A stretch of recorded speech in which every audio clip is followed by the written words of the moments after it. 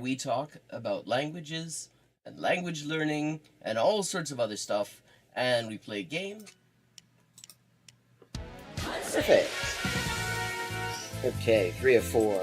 El hospital es 還元一級の先というのは、本当に誰も知らない字ばっかりでしょうね。私は、Okay, we've leveled up and it is time to pick another language. Morfar är tröttare än vanligt. Maten är färdig.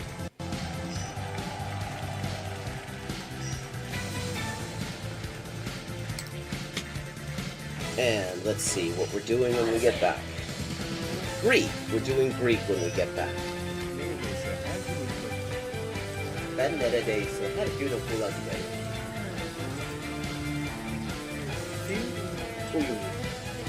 Fun fact.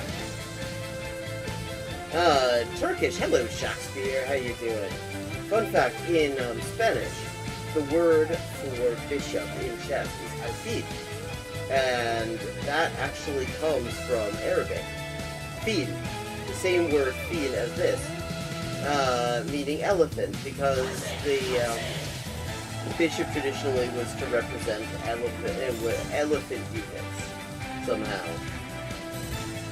Similarly, in Russian, the word for bishop is squab, and that also means elephant. ça, ça, c'est ça, che c'est ça, non ça, c'est ça. Sol chi sa che nulla sa, ne sa più di chi ne sa. Ecco. Bonjour et bienvenue à Hyper Polyglotting avec Élise. Moi c'est Élise, traductrice, éditrice et écrivain avec 20 ans de travail. Et ça c'est la transmission en direct ou en jeu des jeux, surtout GeoGuessr en dernier temps. Et parle des langues, de la linguistique, de l'acquisition des langues. 10-159. Haven't made a huge dent in it, but we're getting there. Okay, gonna do some Chinese now. Night. Night. Month. Yen. Yo. 5.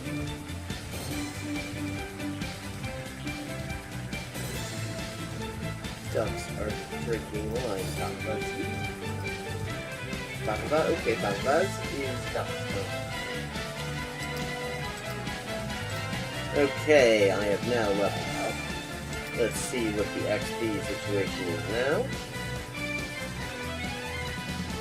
10,340 out of 12,500. And as always, viewers can choose my next language for me just with a follow and a $5 to my Patreon. Sotto le frasche del capanno 4 gatti grossi stanno. Sotto 4 grossi sassi, 4 grossi e grassi gatti. Un généreux déjeuner régénéré des généraux dégénérés. Un généreux déjeuner régénéré des généraux dégénérés. Facile. Sì, ecco, la gente... è la cosa che mi dice la gente, sempre che scopri che quante lingue parlo. Io sempre avevo l'impressione, diciamo, di che non era così, non era tan così, ma poi dopo di aver visto qualche poliglota in YouTube, una delle cose che avevo scoperte era giustamente che la metodologia usata da quella gente poliglota che non avevo mai conosciuta prima, era più o meno la stessa metodologia che usavo io. I buy a computer or quack, and here's another example. I like to point these out. For this word for or, quack sounds vaguely like Hogun and the Hok in Hogun in Korean or Waku in Japanese, and that's because it is the exact same kind of character. Okay, let me see. Un chasseur, sachant chasser, ses chassés sont son chien de chasse. Der dicke Dach. Okay, der dicke Dachdecker deckt dir dein Dach, drum dank dem dicken Dachdecker, dass der dicke Dachdecker dir dein Dach deckt. Hola y bienvenidos al directo de Hyperpolyglotting with Elise. Yo soy Elisa, traductora, escritora y editora y comunicadora social con más de 20 idiomas de trabajo. Y aquí vamos a estar jugando videojuegos, sobre todo GeoGuessr, y hablando de idiomas, la mejor forma de aprenderlo y caleta más. Zwei Zwetschgenzweigen zwitscherten zwei tschechische Schwalben. Tres tristes tigres tragaban trigo en un trigal en tres tristes trastos. Oh, I see. This says Diche Ishai Fui, which means do you want food? But yeah, are you hungry? That kind of thing. How are the boys? Cocine tapon. Poso milao. Pote. Buenas, proteína.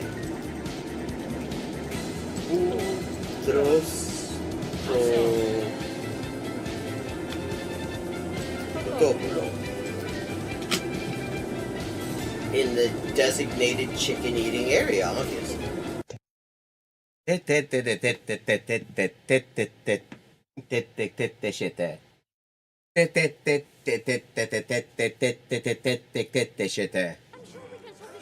Okay, still 3 times I have to defeat him.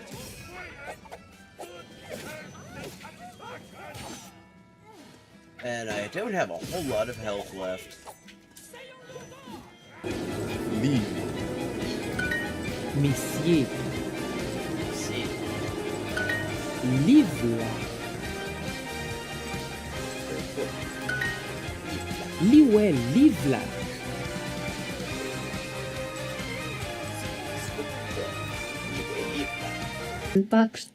Mustan kissan paksut posket. Maciej. yeah. Ja. Si. Vysoký. Matěji. Proč? Víte. Kočky. A. Si. Track 6. Aspri petrax es aspri aptoniliox ex asproteri. Aspri petrax es aspri apton iliox es asproteri. Coginio panas. Oh boy. Ad ferad verda ferra ferda vedri. Jacob. Hefed. Hefed. Hefed. Hefed.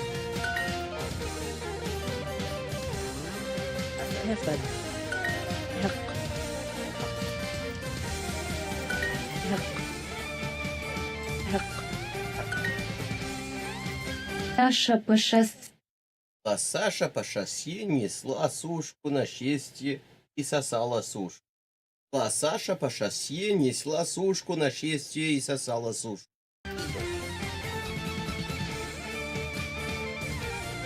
معلمة. This is Arabic. And it's from Mu'allim. Juma ni mwalimu mke.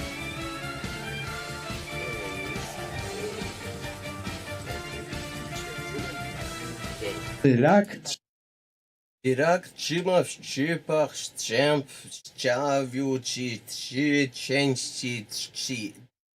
чини.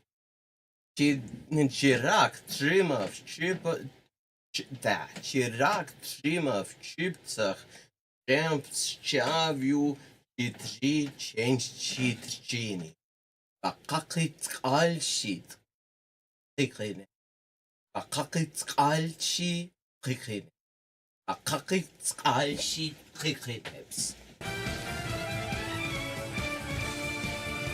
Oh, thanks to cat sons. meow and the pictures of the fish. That's they were proud. Sööpä. Kupu. Yrittävät. Puraista. Omena. Are in the city center.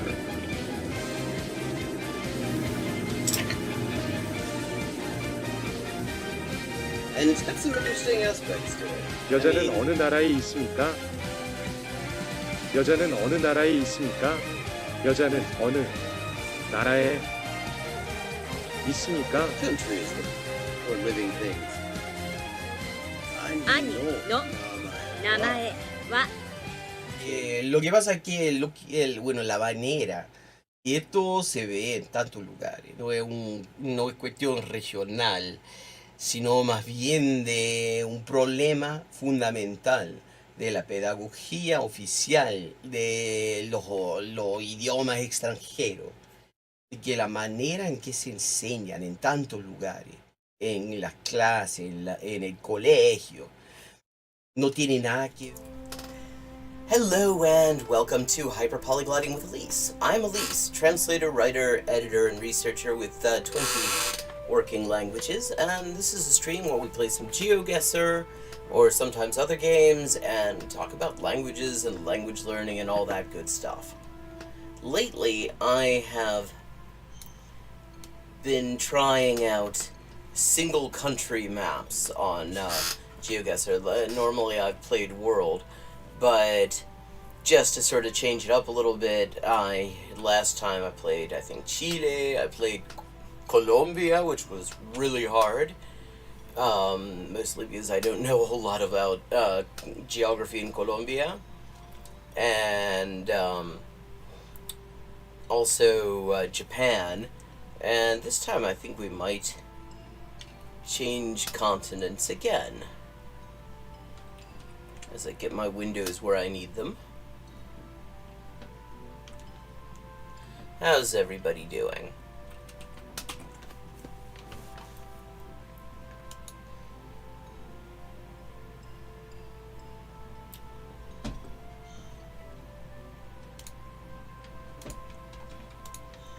Berghalten, beliebt.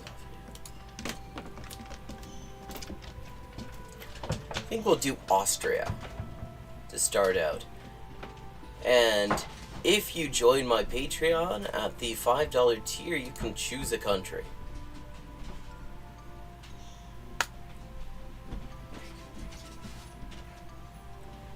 Okay. Trödel und Möbelantiquitäten. Okay. First, let's get my big map where I need it, which is Austria. No.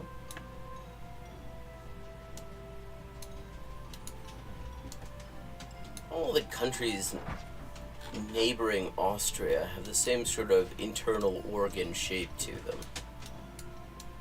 Okay. I don't think I've ever actually had a GeoGuessr on the Austria map be anything but Vienna. This looks like it's actually the first time, because I do not see a number saying what district it is. Vorsicht. Landskron, Näherweg. Landskron. Wo ist denn das? Nie gehört. Neat architecture there.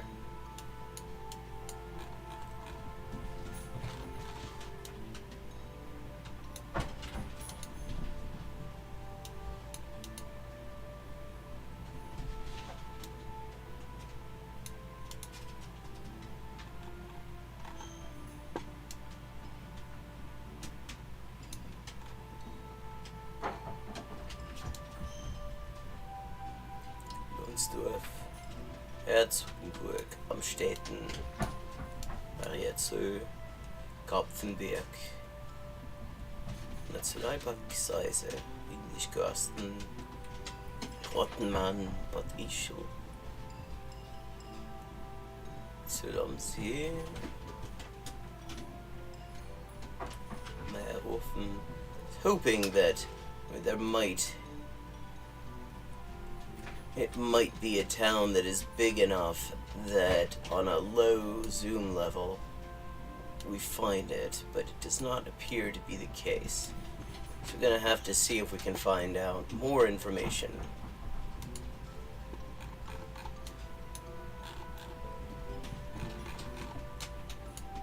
Vertrauen ist besser. Vertrauen ist besser. Nice little pun there. Counting. Okay, thank you. Okay, that simplifies things a bit. Okay, Kärnten müssen wir finden. Graz.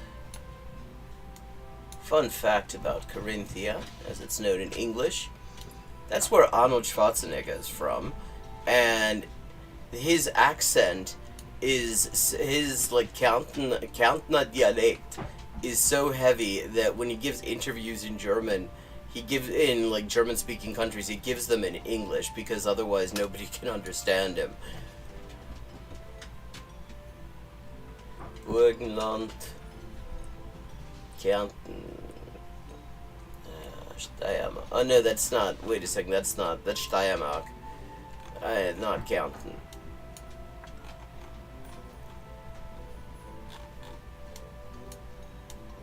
Yeah, not. Oh, got my Austrian states confused. Ah, there we are. Kärnten.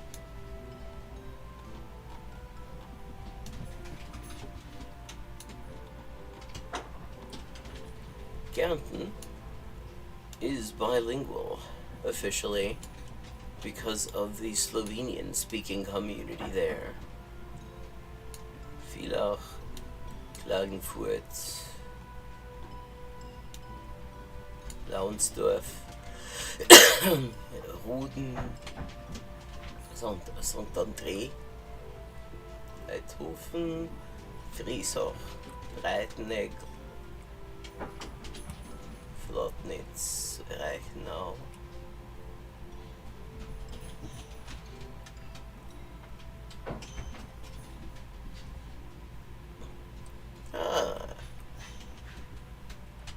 Noch ein Weißensee. Das ist auch ein Berliner Bezirk.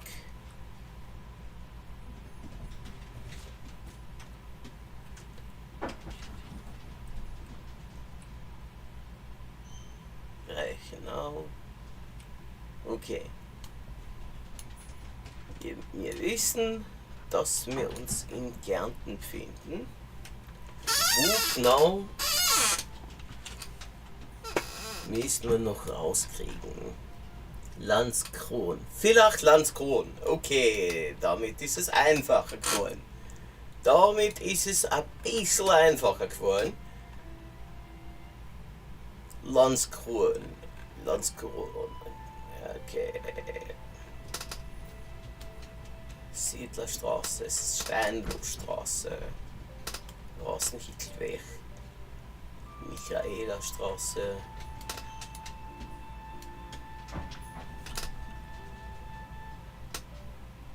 Maiwerkstraße. Fischerweg.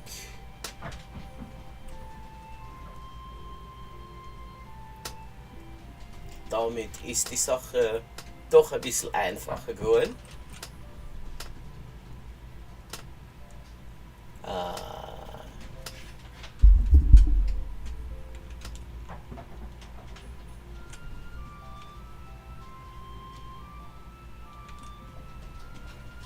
GMX-Adresse sieht man immer so häufig.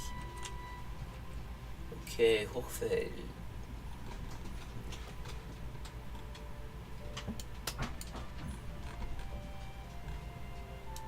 Mozartweg, Franz-Lehar-Weg, Bühler, Priemel, Mittelweg, sehr neoliberal, Kanzelweg, da werden wir weggecancelt oder was?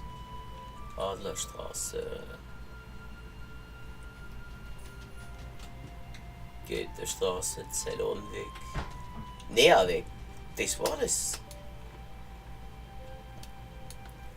denke, das war das. Moment.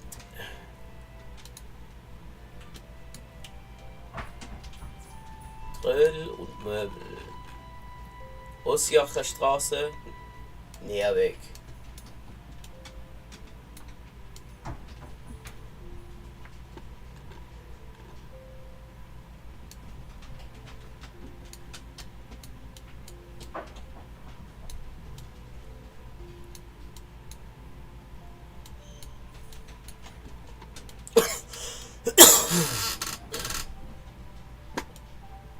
Und das, ja, das ist näher weg. Gut. Ich will auch ganz cool. Adler.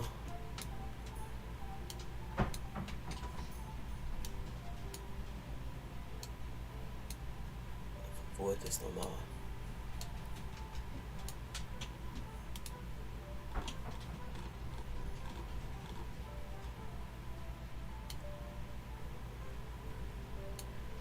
Bilder.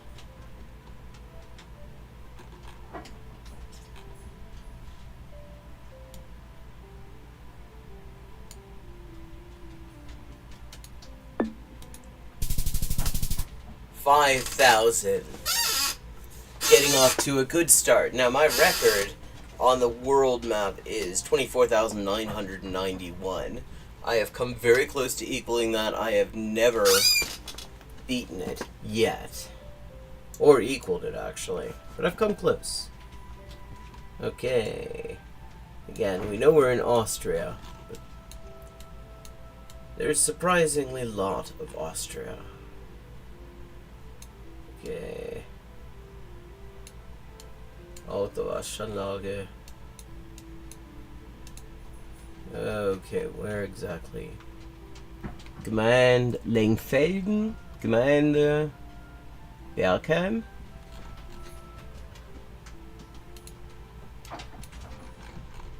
Ja, Bergheim. Okay, und wo liegt denn Bergheim? Kenne ich nicht. Where is Bergheim?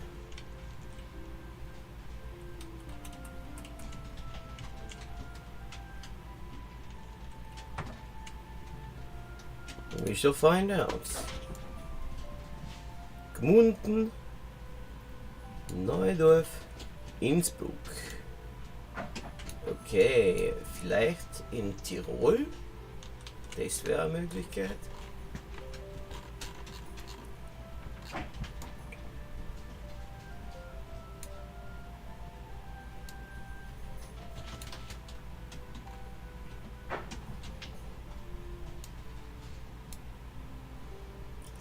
In Stubaital oder noch am See, weil dort auf den Berg gibt's immer einen leibenden Schnee. Da muss ich Skifahren, Skifahren, Skifahren, weil Skifahren ist das Leibendste, wenn man sich wohin stellen kann.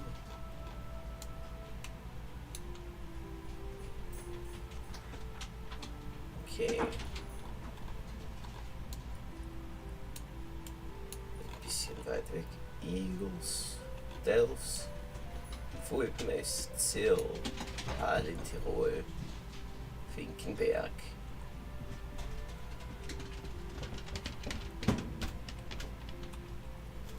Okay. I'm guessing, since all of these, well, two of the towns I'd never heard of, VR Neudorf, are in Tirol, that Bergheim is probably also in Tirol.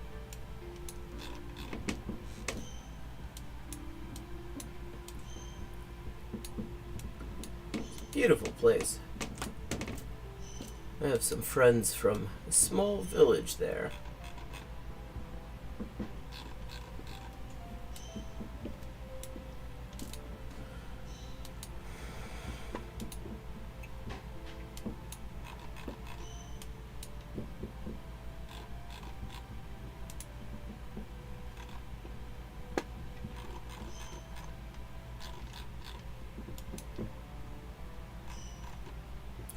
Zipfer.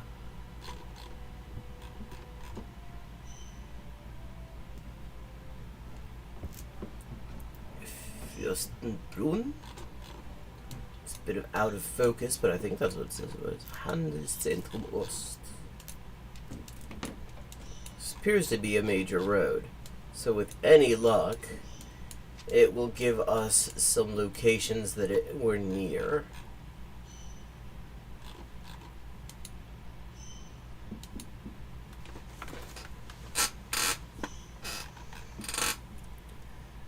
Breuwirt.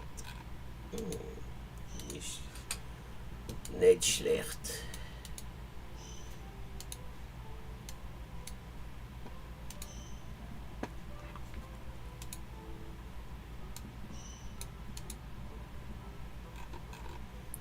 Ah, Salzburg, Mattighofen, Notze, Elixhausen.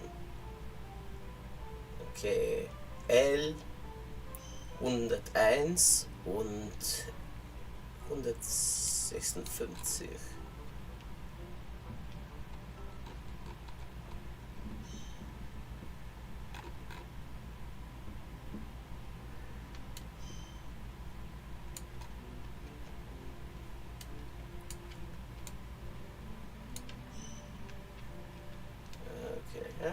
St. Johann, Fieberbrunn, Kitzbühel. I know those places somewhat well. I fell down an Alp in Fieberbrunn once. Because the idea of sledding in Tyrol and the idea of sledding that I grew up with are very, very different.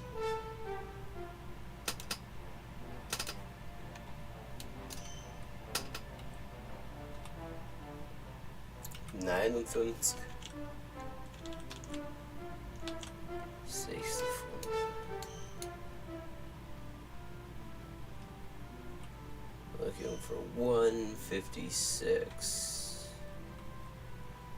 Okay. We're facing, this is east-ish.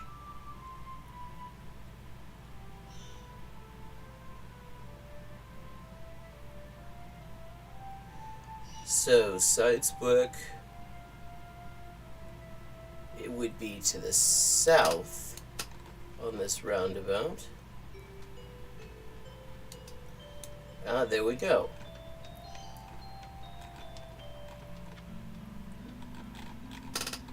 Oh, we're right on the border.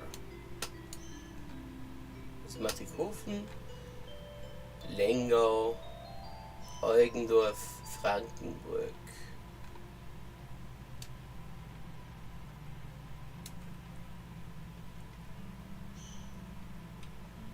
So definitely not Tyrol anyway, just because the company specifically lists those does not necessarily mean that's where they are.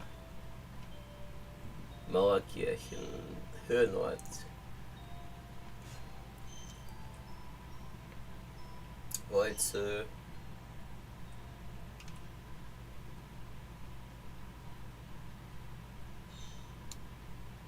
Lengau, Zöhof, Bergheim. That's what we're after.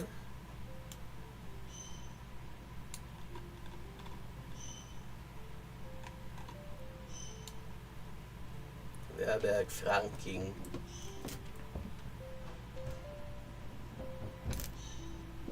Wenzelhausen, Pittmannsberg.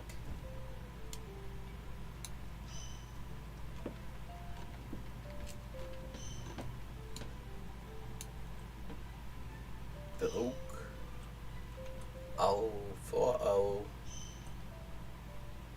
Jedendorf.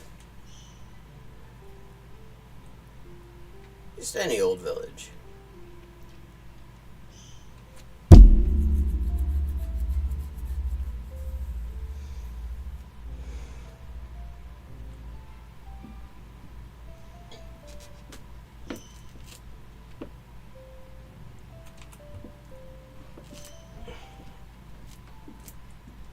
It doesn't say exactly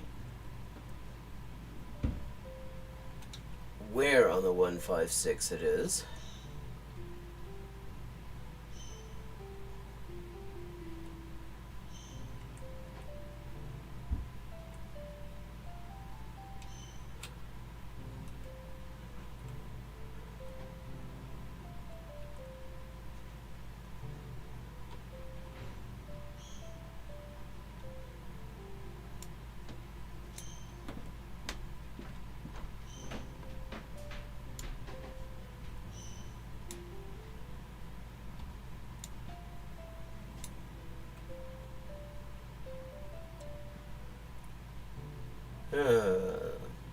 Where exactly? Oh, Bergheim. Oh god, it was that close to Salzburg. Okay, Bergheim. Then what is this place called? Langfelden.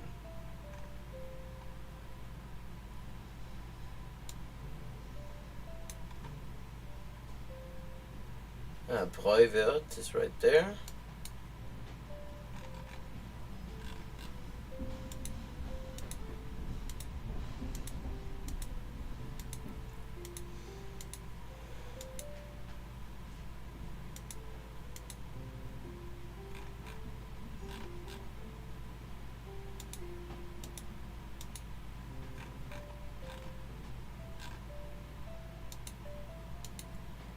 Kleinstrasse or something like that.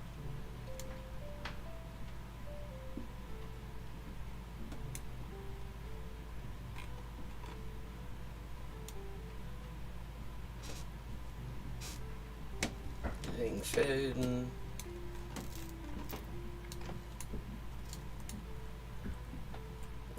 There's a bus stop there. I know that much. Oh yeah, Zurchstrasse.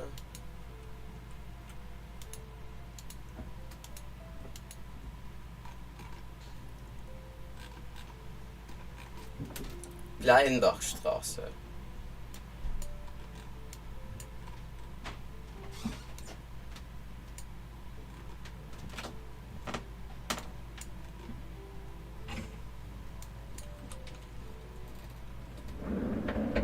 Leinbachstraße.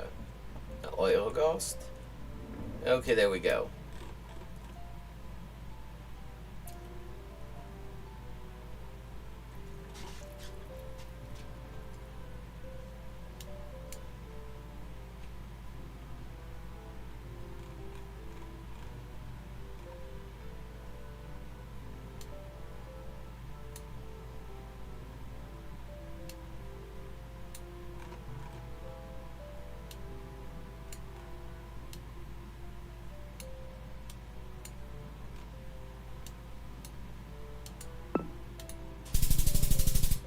$49.86.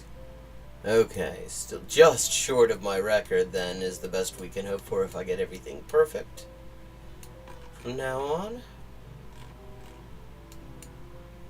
Okay, we're out country someplace. We're out bush.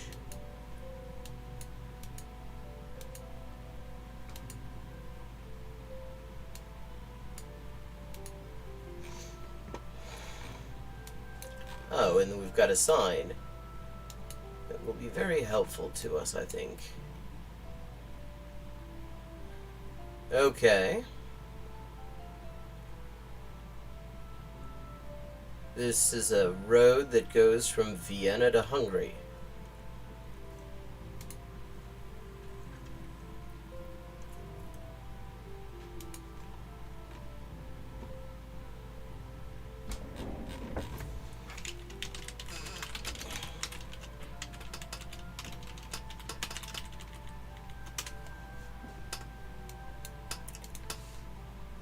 My younger niece just announced that she got elected to student council, so I had to send some congratulations there.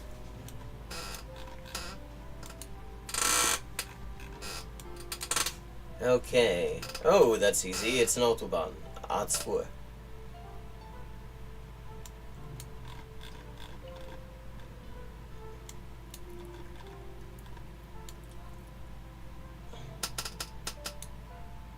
A8.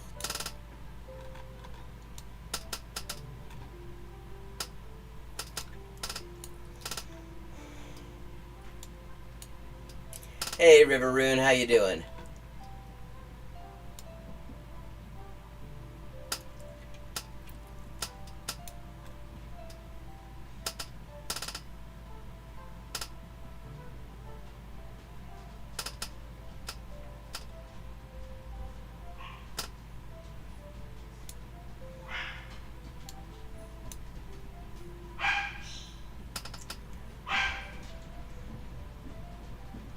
Aw, thank you. Okay, that's 21.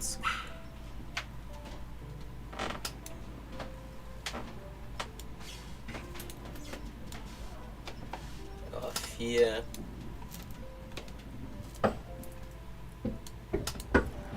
Drei. Oh, not too bad. Actually had a reasonably good week. Amongst other things, actually picked up a new client. It's been absolute hell in the translation industry for the past couple of years. So, the number of like scam emails pretending to be clients relative to actual clients has been just immense.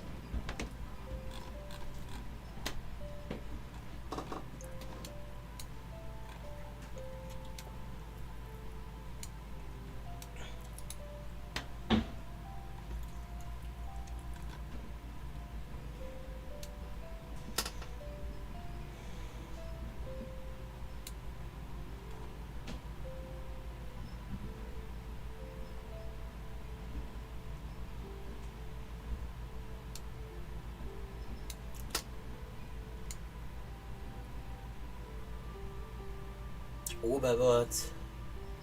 Okay, this place called Oberwart, but it's 6 kilometers away from. Wait, how many kilometers from? Let's see, Großpetersdorf. Never heard of it. But it is between, Großpetersdorf is between Hungary and the place we're in right now. Oberwart! Das ist Bad Tatzmannsdorf. Großpetersdorf.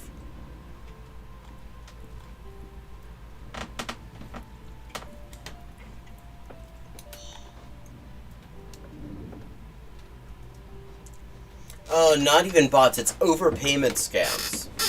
Which they've latched onto freelance translators because our entire industry fits in perfectly with their scam model.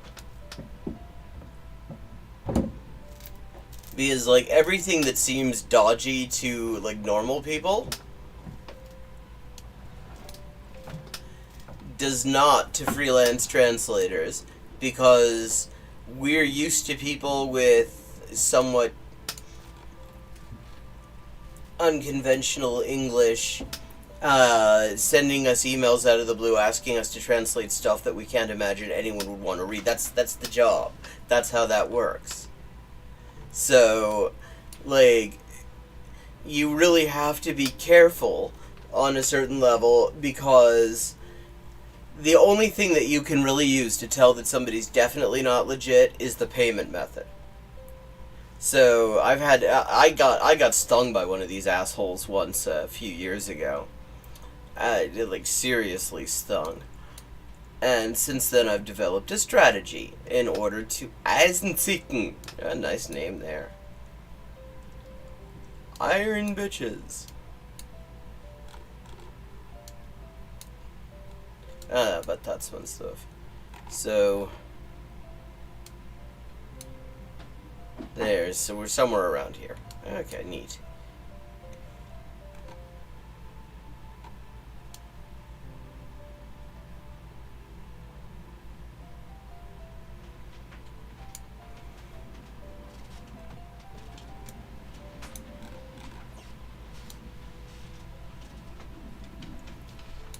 So what I do is, first of all, see, one of the things about these scammers is, since, wait a second, is Steinemange? Is that what Sombate is called in German? I've never heard, I didn't know there was a German name for the place. See, they will basically agree to any rate that you ask for, because they're just trying to get you to agree to accept a payment.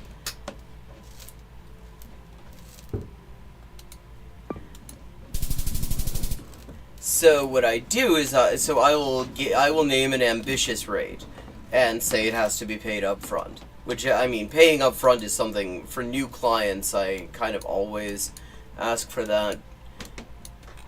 because when you don't have a track record, it's really hard to say whether somebody is going to screw you or not.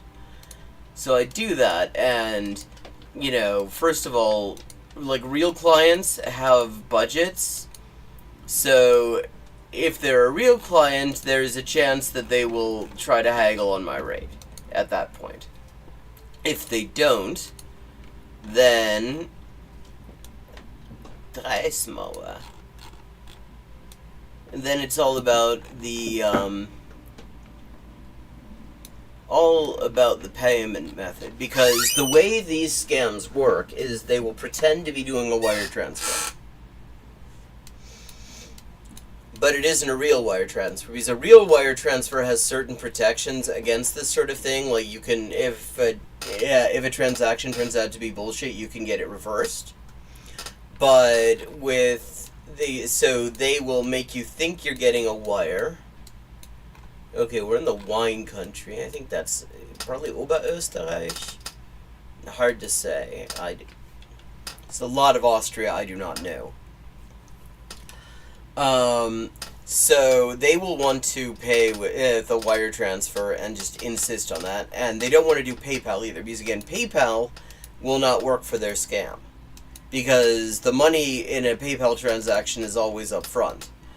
The reason their scam works is that they will send you via a fake wire transfer, often using an online bill pay service. They will send you a significantly larger amount of money than you had agreed to. And then they'll say, oh shit, that was actually meant to go to somebody else. I need you to get this back to me as soon as possible. As soon as it clears. And the thing is, I can totally see somebody accidentally doing that if they've got two transfers and they just can mix them up. That is an understandable thing. I've accidentally done things like that myself. Like, I once went through the entire process of buying plane tickets only to find out that I had bought them for the right date but the wrong year. Stuff like, you know, so it's an understandable thing that could happen. But so and they will want a cashier's check. Wait, we just got here? We were just here. Hell. Niederösterreich. Oh, okay. So the opposite of Oberösterreich. So the thing is that there is no money covered on this payment they've sent. It's uncovered. It will get reversed because there's no funds backing it up. By that time, however, you have already drawn a bank draft, a cashier's check on your account out of the money that does not exist. So they get actual cash, and you end up with a big fat hole in your account. So what I do in order to avoid that is I just say, no, I can only accept like PayPal and Chime, and if you can't do that, then it's not going to work between us. Oh wow, there's already a snow warning in the Vienna periphery. Okay, but so we're in the wine country of Niederösterreich. Riede am Eben. Yeah.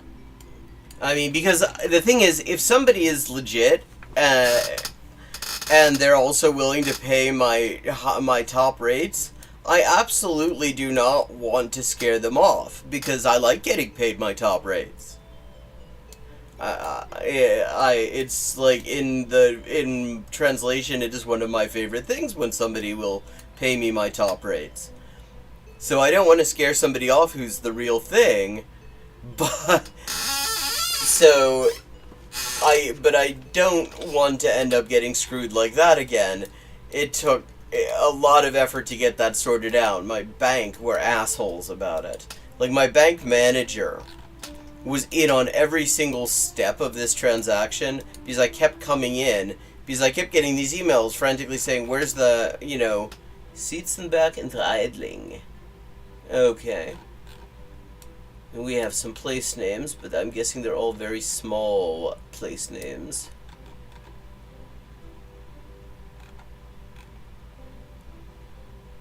Yeah, I mean, so this manager, he had every reason to know that there was something wrong with this transaction, because he knew this scam, but he didn't tell me about it. He didn't say a word to me to warn me to say, you know, does this seem dodgy or anything like that? This seems like an overpayment scam. Maybe wait before returning the money. He didn't say any of that shit. In fact, he actually knew more than I did, because Eichberg. Heuriger. Oh, I love Heuriger.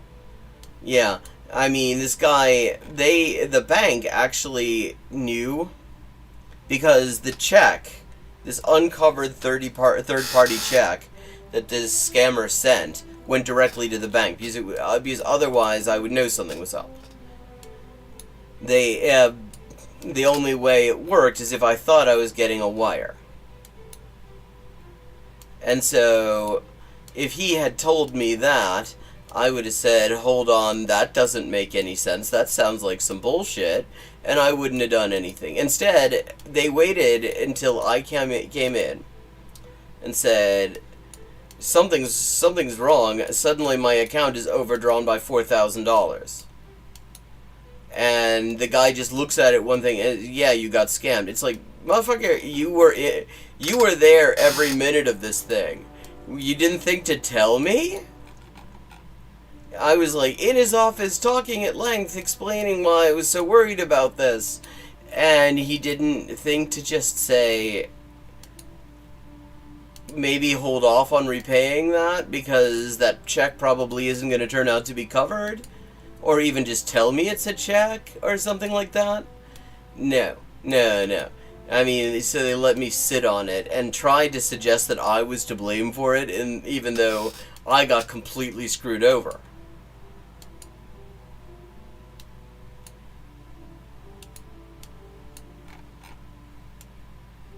Arenberger Kellergasse. Arenberg.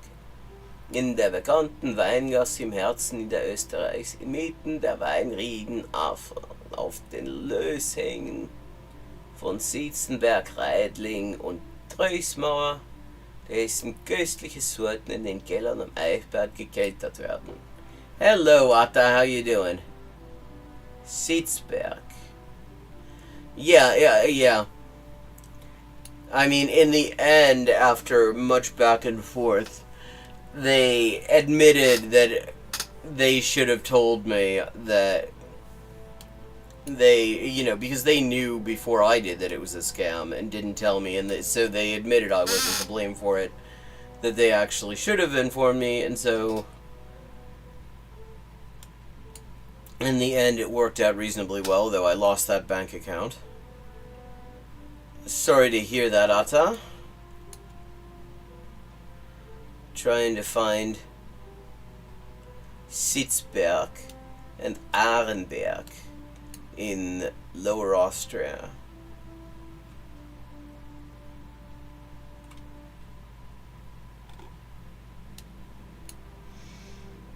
Schneeberg, Glocknitz, Spital, Gremenstein.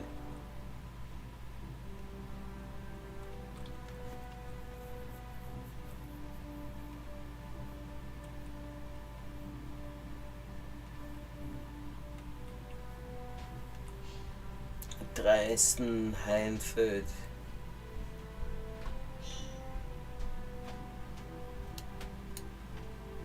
Ramsau.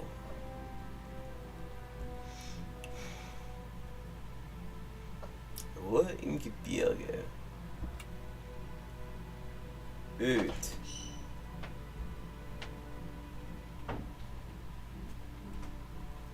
Okay, let's keep going.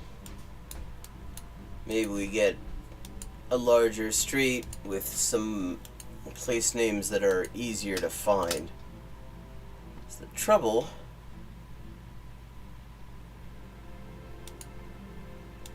is how far you zoom in. And the thing is, people will say, like, in the heart of some place, and it doesn't, you don't necessarily know what that means. You know, it isn't necessarily the middle of the place. Feuerwehrfest Sitzenberg. Junior Action Day. What, do they have like a public wine keg? I wouldn't mind that. As long as you don't drink directly out of the thing anyway.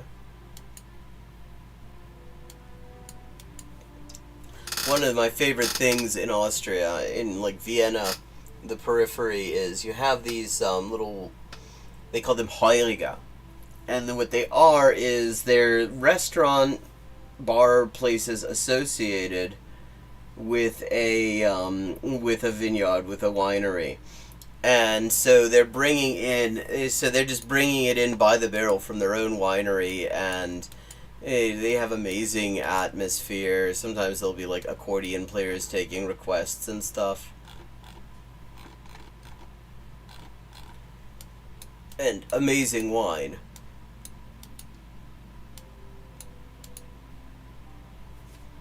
One of my favorite things to check out when I'm in Vienna. Sitzenberg rein. Gescheit.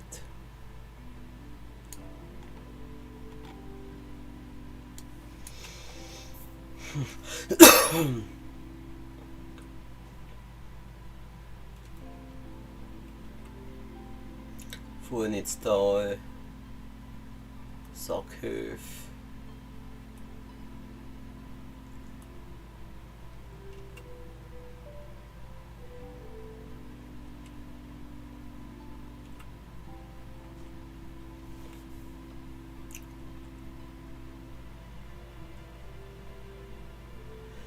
Many of them.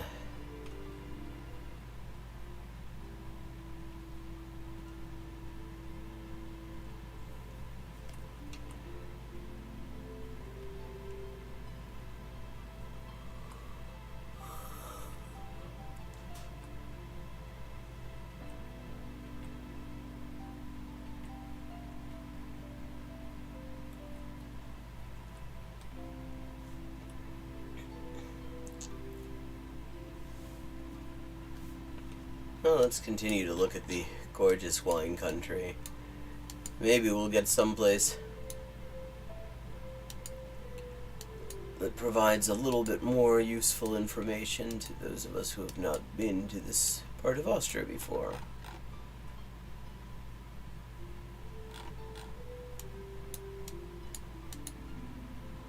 Oh, hang on, what did that say?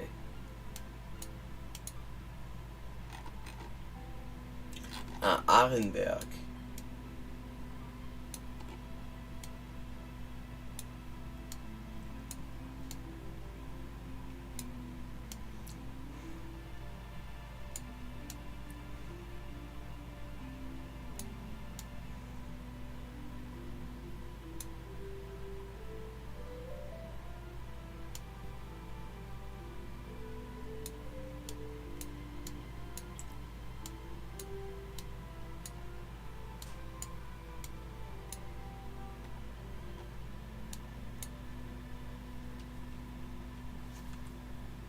Let's see.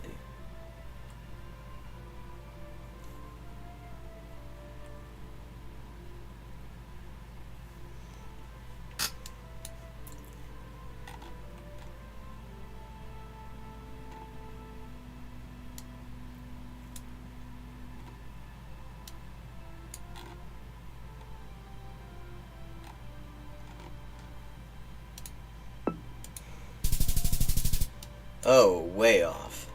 2297. Oh! Oh, this looks like it might be Innsbruck.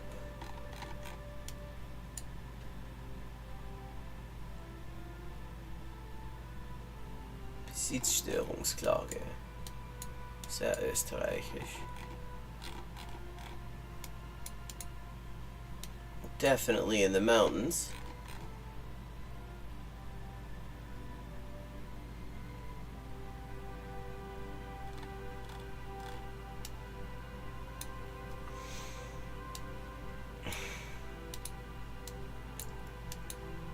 Sometimes things do suck. There's rather a lot of that going around. Oh yeah, we're definitely in the mountains. But where?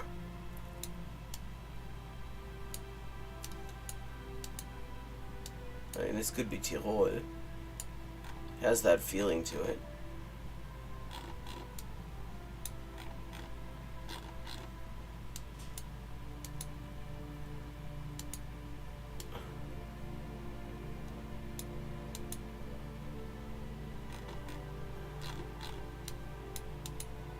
Pretty little town.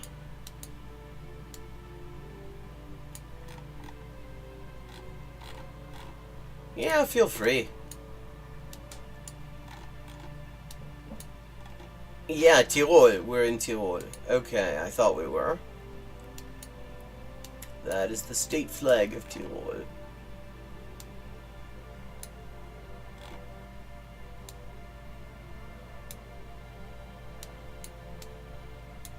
Gemeindeamt von welcher Gemeinde?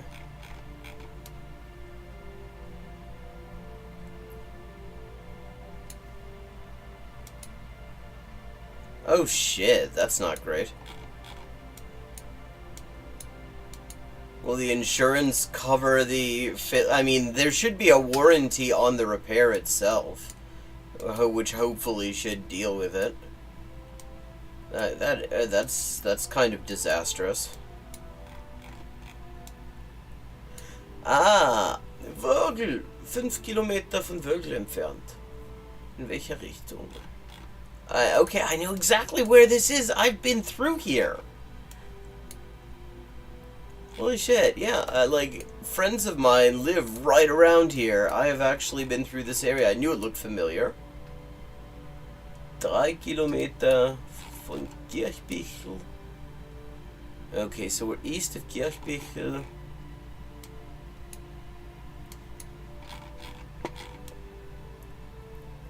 North of Wörgl. Yeah, I know. I used to have to change trains there on the way to my friend near here, on the way to where my friends live. Well, I mean, it's good that you caught it now rather than while you were driving. I mean, oh no, we're in the wrong part. Salzburg, Kitzbühel, Kufstein, Wörgl.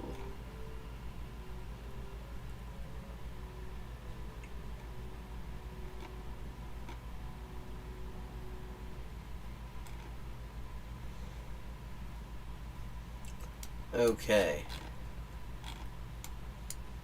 I knew this was familiar.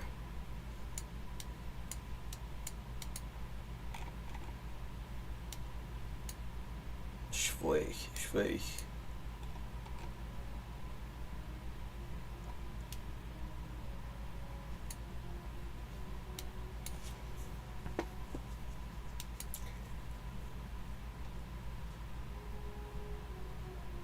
Yeah, I try to avoid it because it is kind of ableist. But yeah, I mean, I can totally identify with the feeling, as you can imagine, having just heard about the time that a scammer took me for $4 that I didn't have.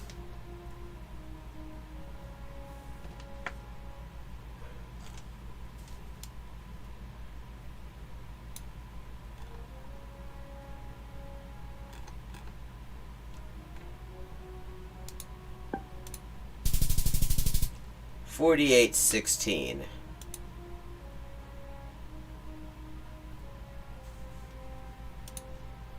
21,865. Definitely not my best result, because I was quite a ways off on one of them. And the thing about small countries, see, I just realized this. The real challenge with the smaller countries on these individual country maps is that because they're smaller, each kilometer is worth more points.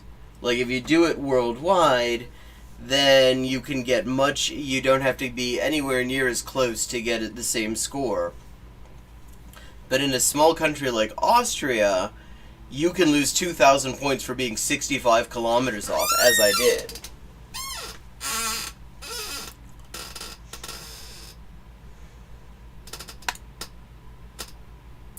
Okay, now we can continue in Austria.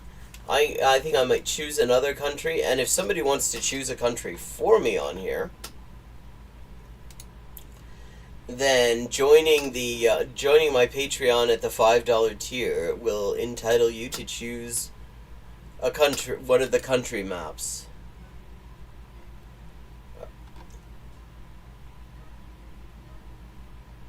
Anyone wants to do that? Well, you can make suggestions anyway. I might go along with your suggestion anyway. But if you check this, but if you join the Patreon, you can just choose for me.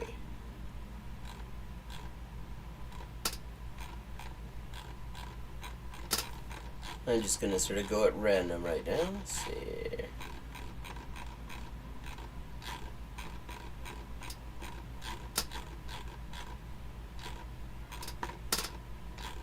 Where it stops, nobody really knows.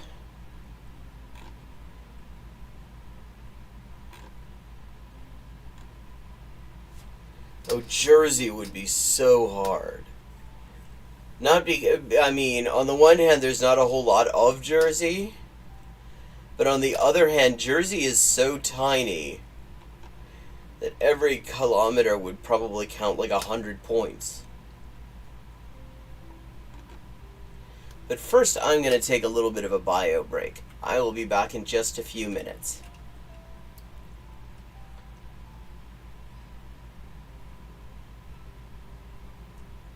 Ah, there it is.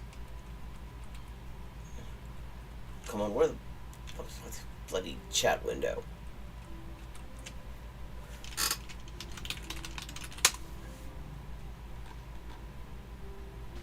Hi, and welcome to Hyperpolyglotting with Elise. I am Elise, translator, editor, and writer with 20 working languages, and this is where we talk about languages and language learning and all sorts of other stuff, and we play games. Perfect. Okay, 3 of 4. El hospital. 還元一級の先というのは、本当に誰も知らない字ばっかりでしょうね。私は Okay, we've leveled up and it is time to pick another language. Morfar är tröttare än vanligt. Maten är färdig.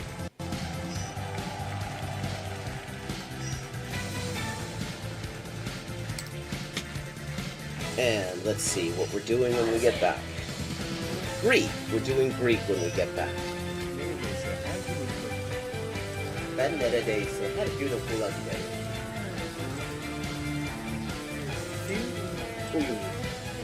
Fun fact. Turkish. Hello, Shakespeare. How you doing? Fun fact, in Spanish, the word for bishop in chess is alfil.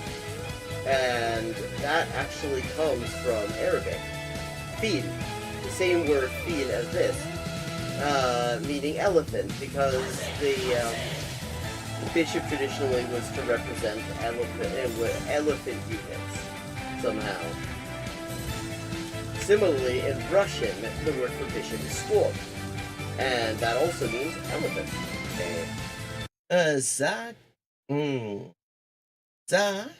Ça, c'est ça, che c'est ça, non ça, c'est ça. Sol chi sa che nulla sa, ne sa più di chi ne sa. Ecco. Bonjour et bienvenue à Hyperpolyglotting avec Elise. Moi, c'est Elise, traductrice, éditrice et écrivain avec 20 ans de travail. Et ça, c'est la transmission en direct ou en jeu des jeux, surtout GeoGuessr en dernier temps. Et parle des langues, de la linguistique, de l'acquisition des langues.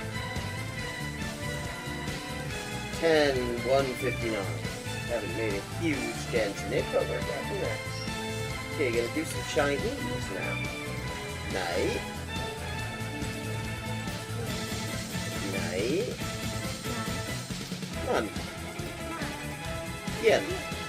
Yo. 5.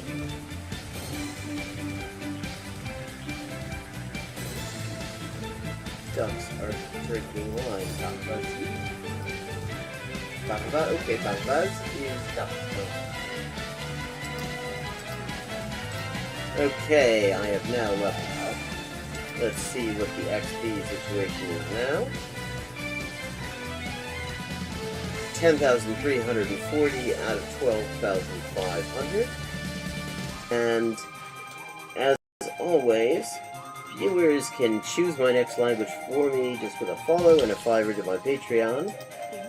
Sotto le frasche del capanno 4 gatti grossi stanno. Sotto 4 grossi sassi, 4 grossi e grassi gatti.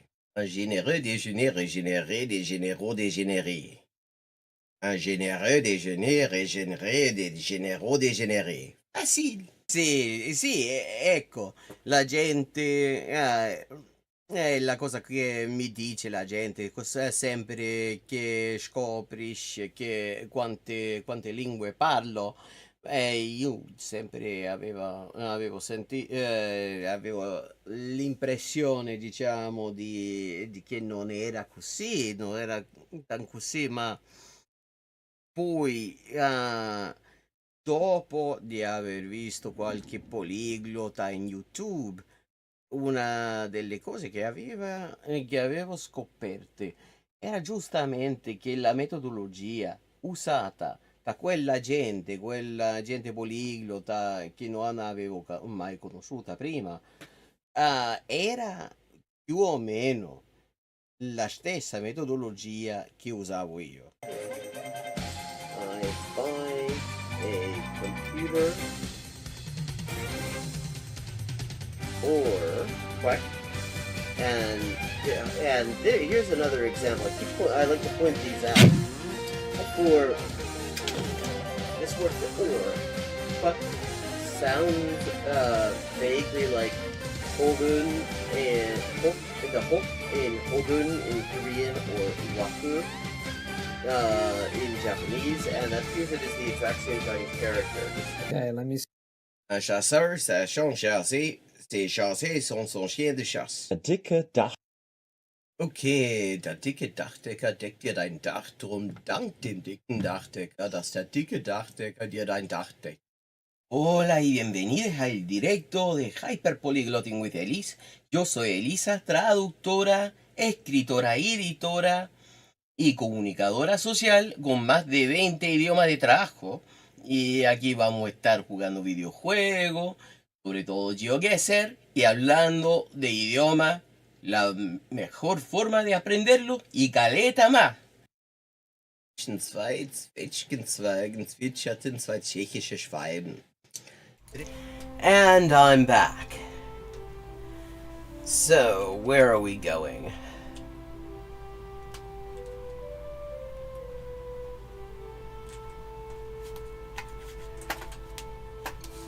We just did a German-speaking place. So maybe not Germany.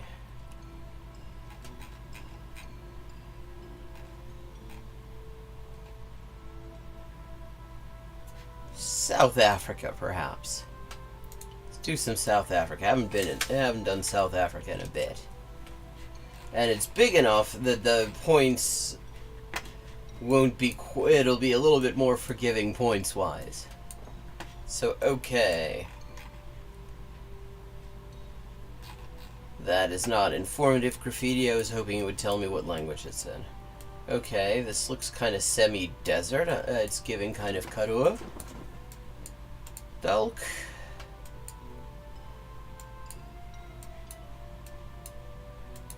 think this is... Okay, we got some mountains there.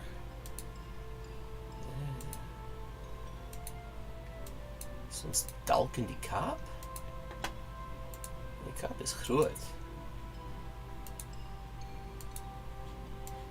Alex Tuck Shop. English, not Afrikaans.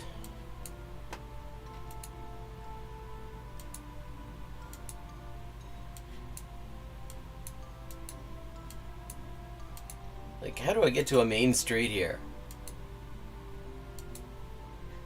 Not this way, that's the dead end.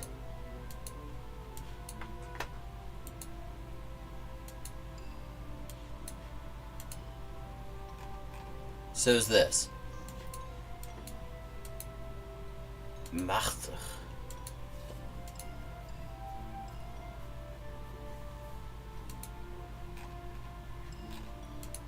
Okay. Is dit ook 'n doodloopstraat? Let's hope not.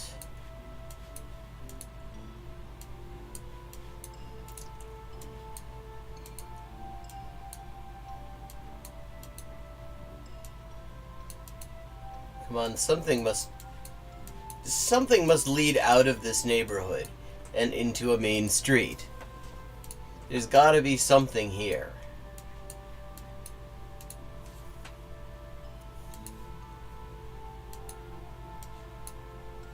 Doodloop. What do the bins say? The bins don't tell me anything that helps. Sometimes you get very informative bins. Some bins tell you all sorts of great stuff.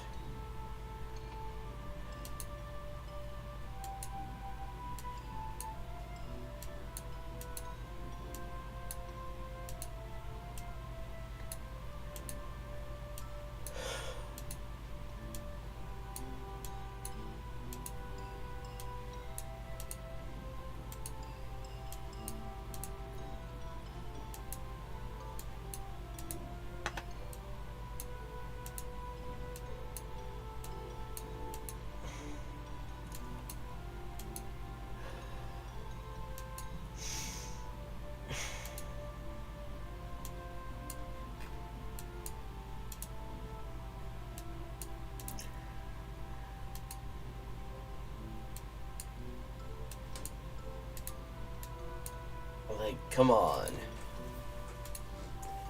There's gotta be something here that takes me out.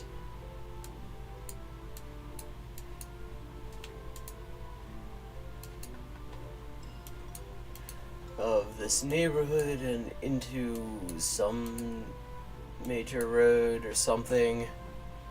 This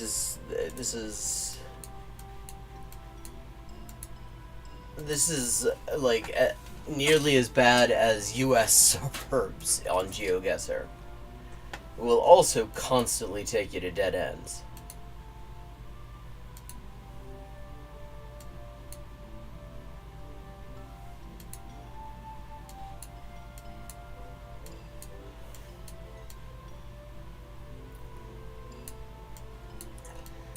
Feel like I've already gone in that direction and ended up on dead ends, so let's see. Do I do any better if I go this way? Oh, that's where I started. Well, maybe if we go the other way from where I started, we might actually end up someplace useful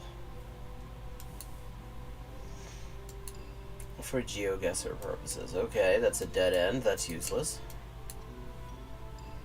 Gotta be bloody kidding me. There's gotta be a way. There's gotta be a way out. This can't just be completely cut off from everything, surely.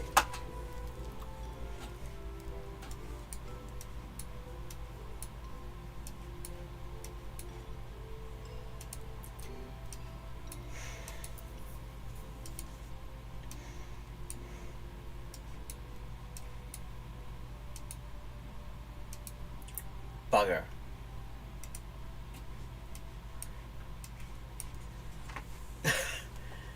Come on. Dat kan niet alle doodloopstraten wees nie. Het is niet mondelijk nie. Prachtig.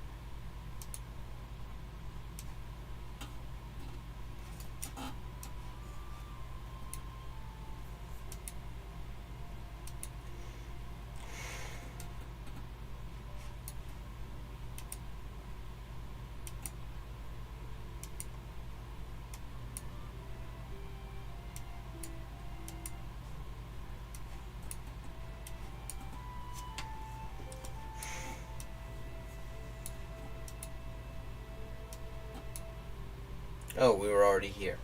Okay, this is annoying the hell out of me. I'm gonna say someplace.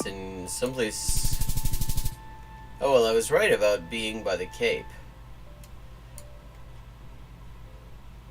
Kraaifontein. Brackenfell. Oh, I've heard of Brackenfell. It gets mentioned quite a bit in Dale Meyer's novels. Bushy on a bike. Okay. How in the hell do you get... Okay, let me see. Now I'm just curious. So what do you have to do?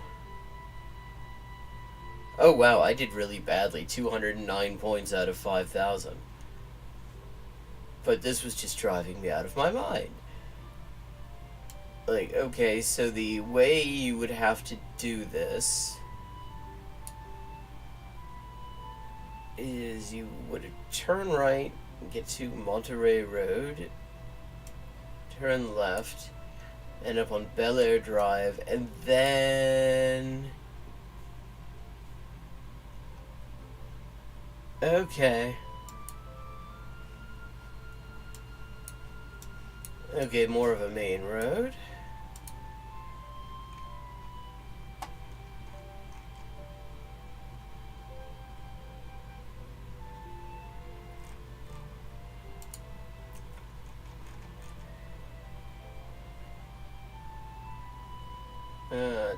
Mangaing. Mangaung.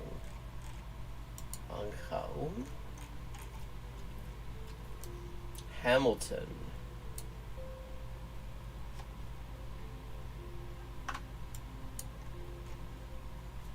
Never heard of any of these place names.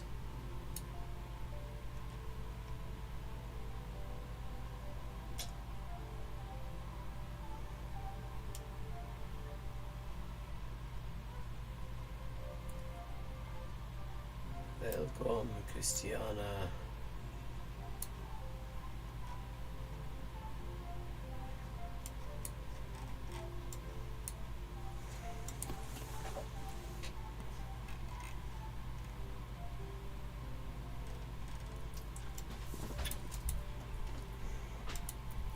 Could be someplace in Gauteng.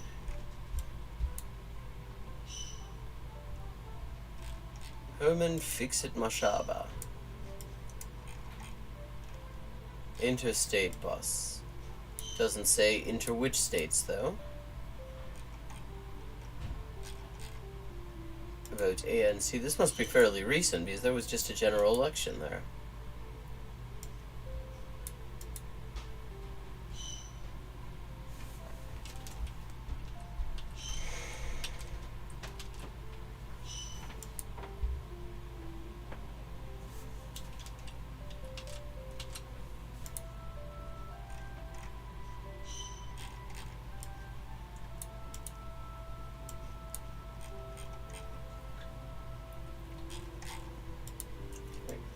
What province are we in?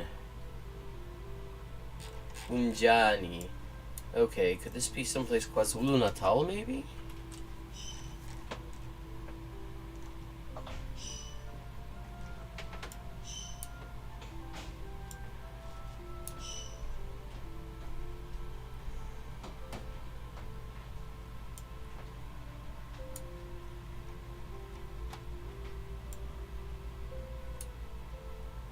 manzim toti, emkomazi, mkwazi, mshanga. Bolt shipstone.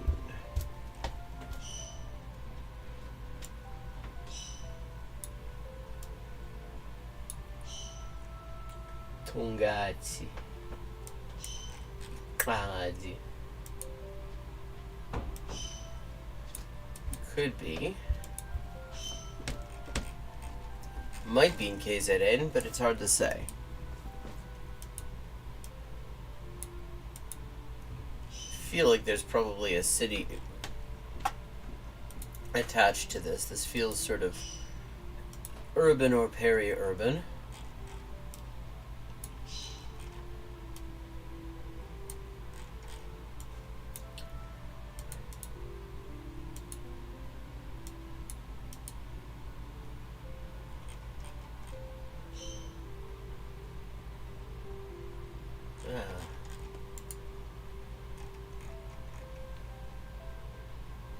Oh yeah, this is definitely recent. This is the most recent election. 29 May 2024.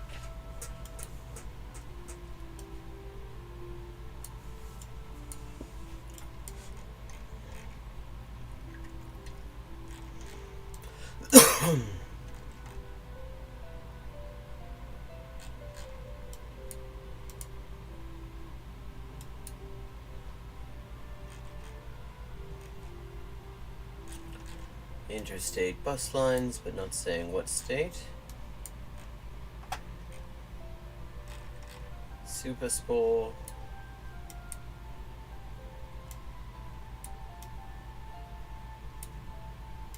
Let's see, maybe this will take us to someplace more informative.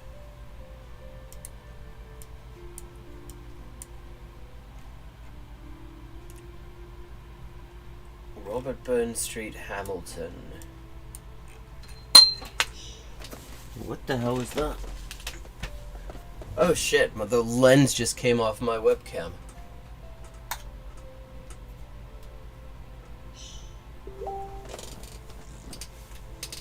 Not great.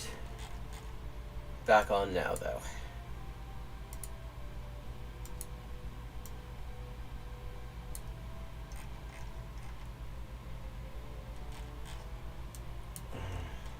Wait, hang on. Did I just see Hamilton?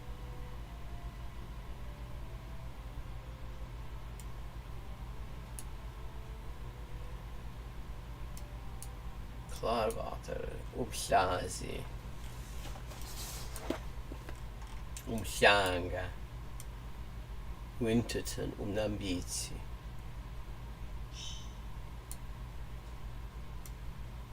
Dundee.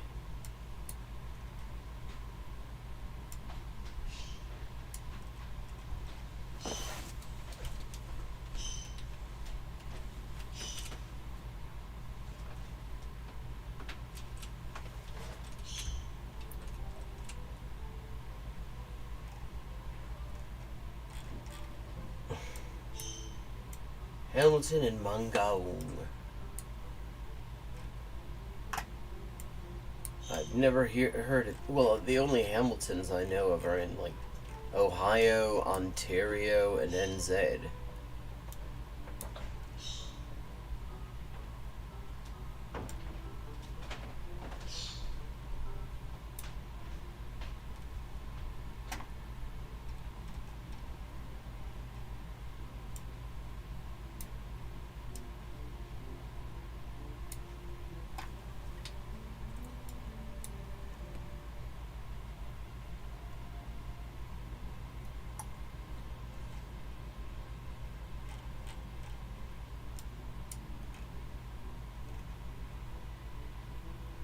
Jagersfontein, Davidsdorp,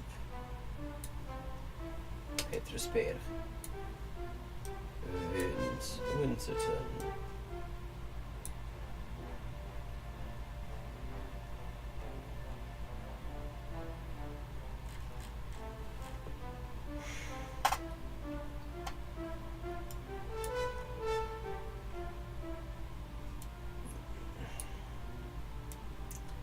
mean, I guess it could be back. Wellington, Malmesbury, Stillabos.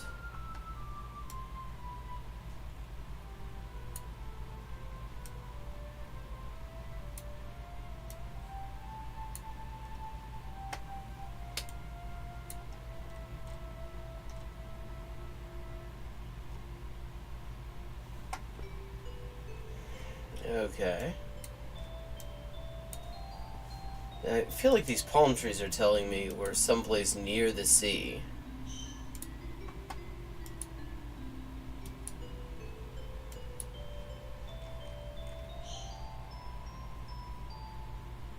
Moshushu, Sechego.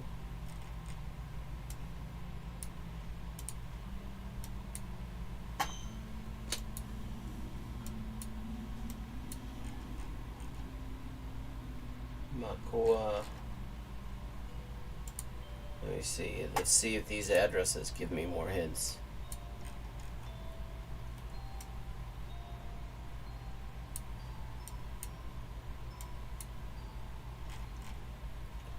They do not.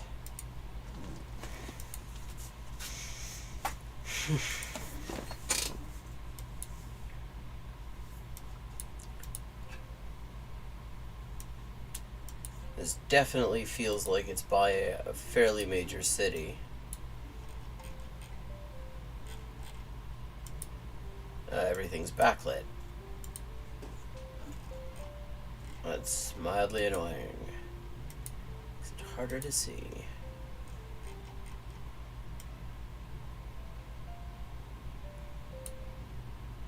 Tuezza Pelecuego. Yagago.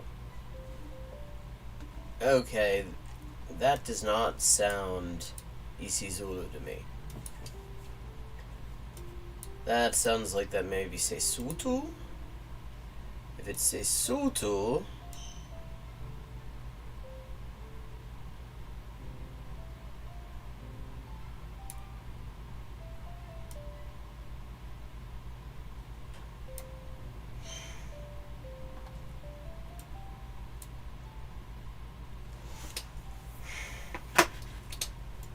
then yeah, probably around here someplace.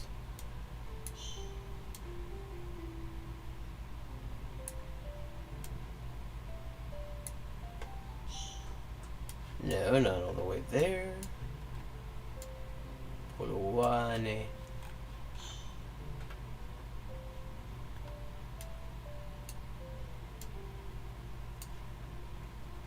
Is there a Hamilton in Joburg?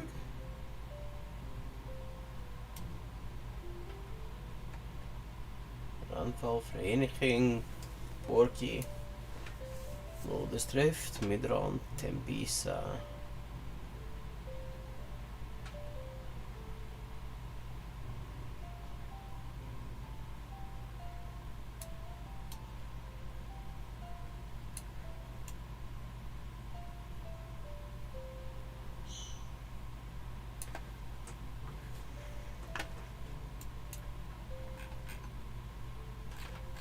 Setrava.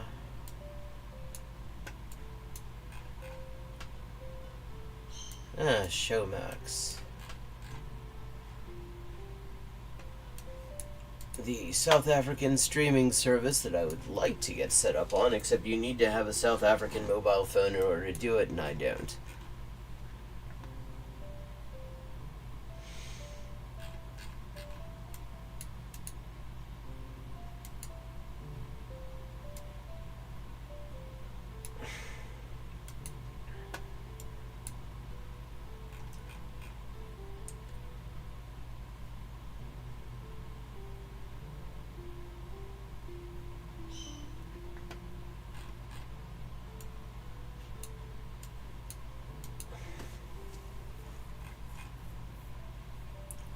Yeah, these names feel Sesotho to me.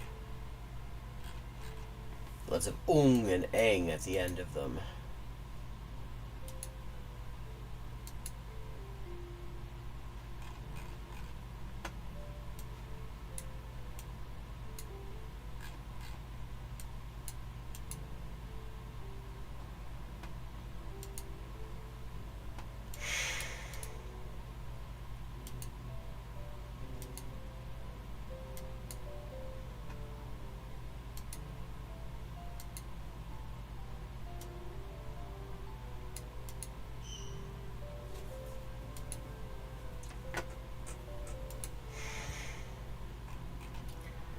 Freistaat. Okay. That simplifies things a little bit. So we're in the Freistaat. That's still a lot of ground to cover. Langhoek.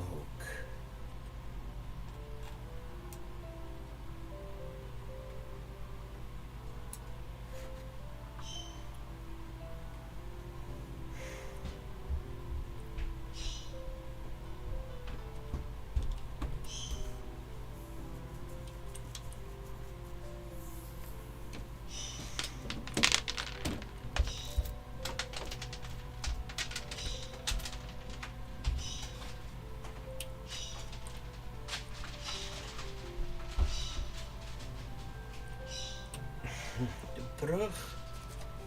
Bergplaats. Riddersburg. Stilfontein. Mangaung. There we go, Bloemfontein.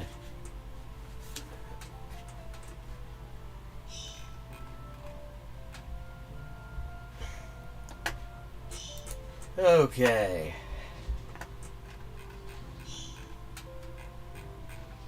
There, that is a place in South Africa I know absolutely nothing about. 49.90 though. Like every South African novel I read is set either in Pretoria, Joburg, or Cape Town, or in the Karoo. So none of them prepares me for Bloemfontein.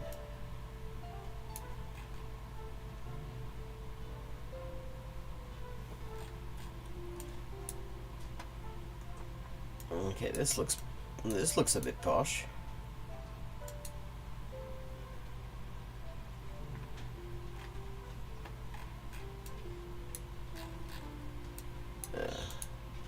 I do not know South African area codes. That does not help.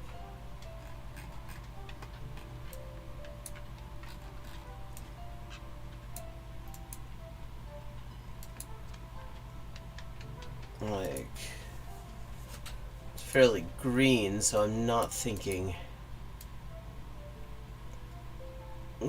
Cape Town.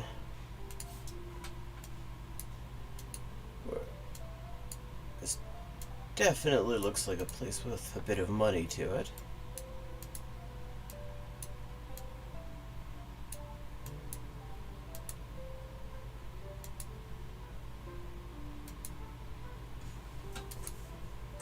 Those painted curbstones are confusing because they look like barriers from a distance.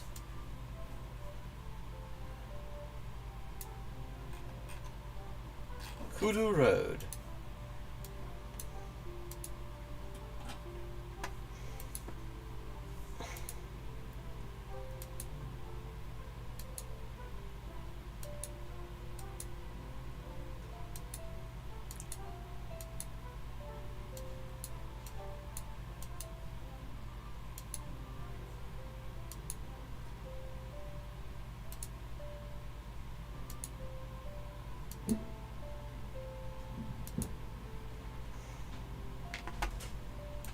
I'm going to say these neighborhoods look a lot like South America. That just the design of the houses and the walls and things.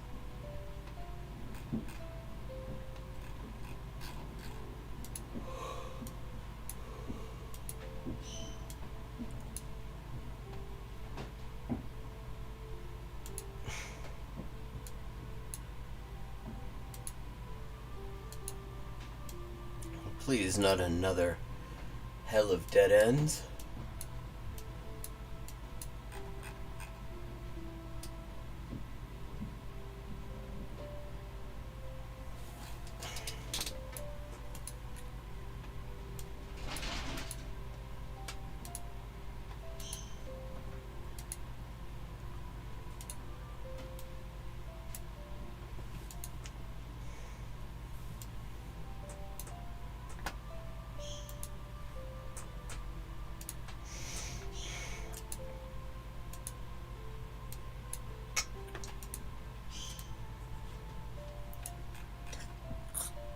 Orpimentland. Okay, that's very Afrikaans.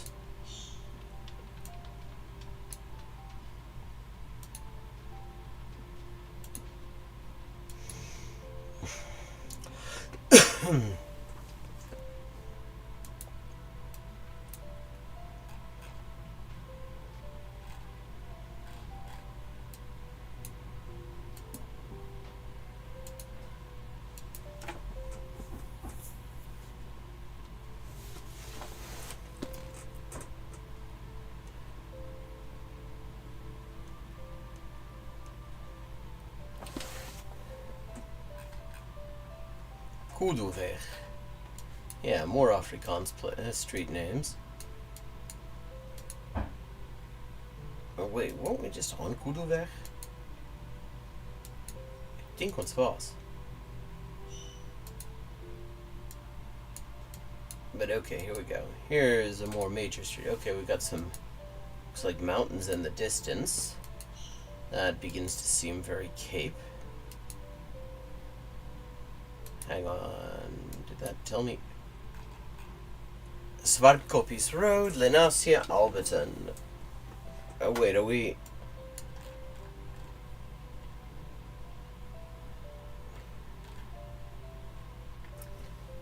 Just saw Alberton. Was that by...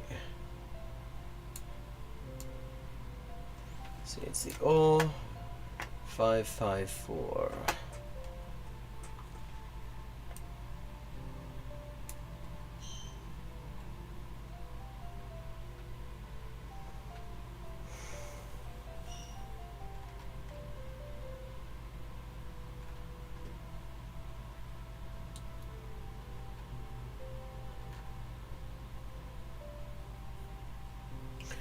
Yeah, that's right. We're in a Joburg suburb.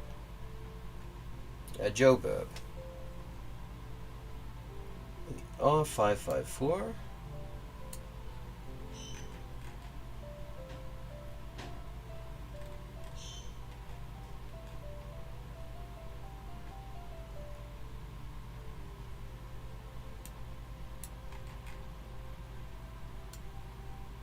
Vervoort Park? There's still a place named after bloody Vervoort?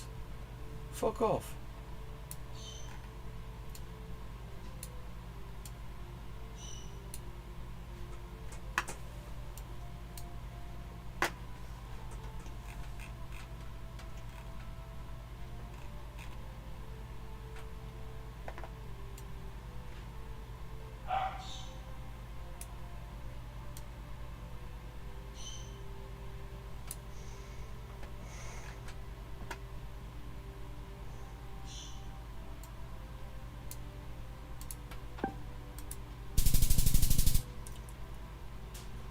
Ah, okay, Joburg South.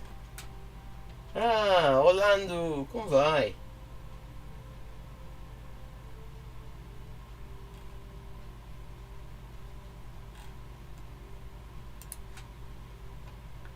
Okay, and 4 out of 5 on this South Africa round. Okay, very green, very hilly. Vrystaat? Of Midlands, dalk?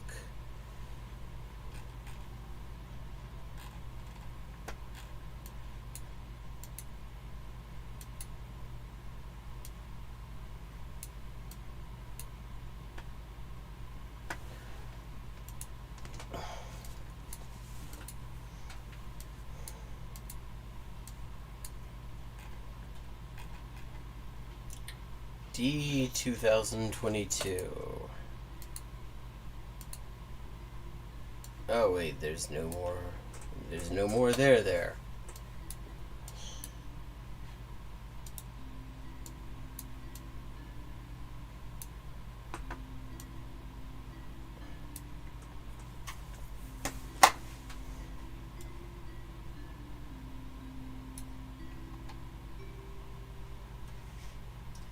Oh, that sounds nice.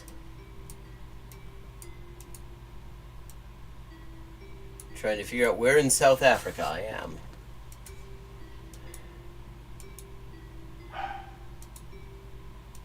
There's an excitable dog. Ah, goats. Lovely. I always like goats.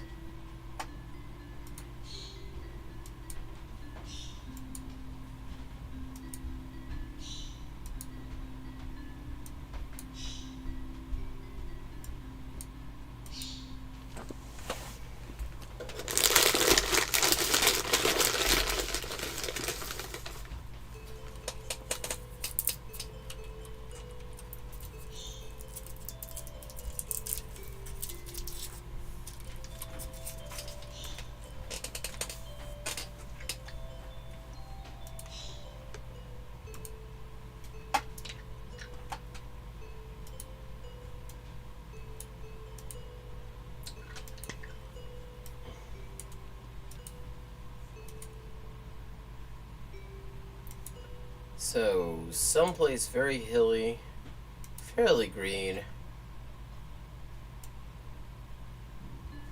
Not really urban here.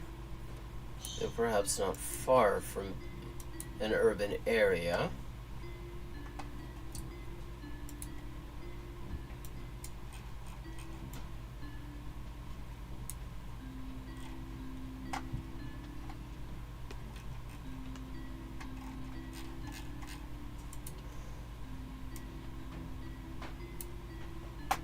Ah, hell.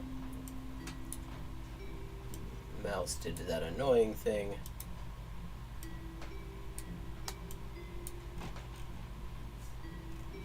Build it. Seems to be a national chain.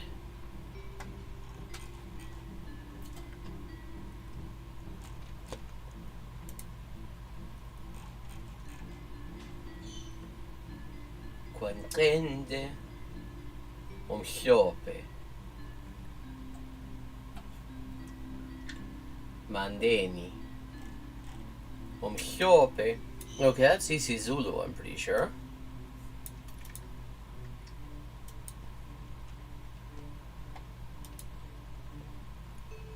So, could we be in KwaZulu, maybe? KZN?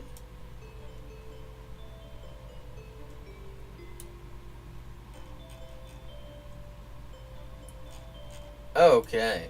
I mean, more very recent images. I mean, this is from the recent general election they had. It's the second time. So, very up-to-date pictures.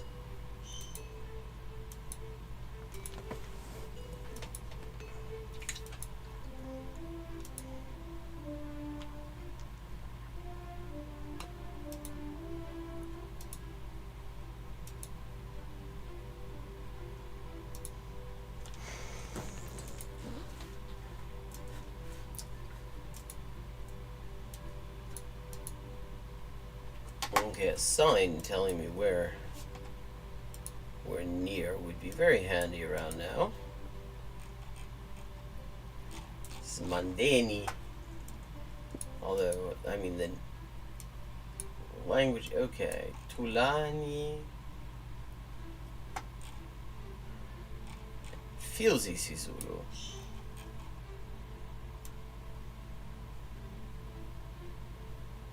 Stop load shedding. Yes, I've heard that the load shedding actually does stop right before a general election for a little while.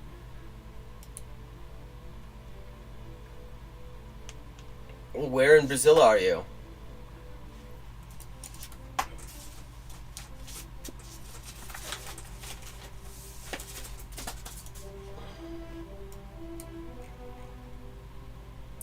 Mobile fridges for hire.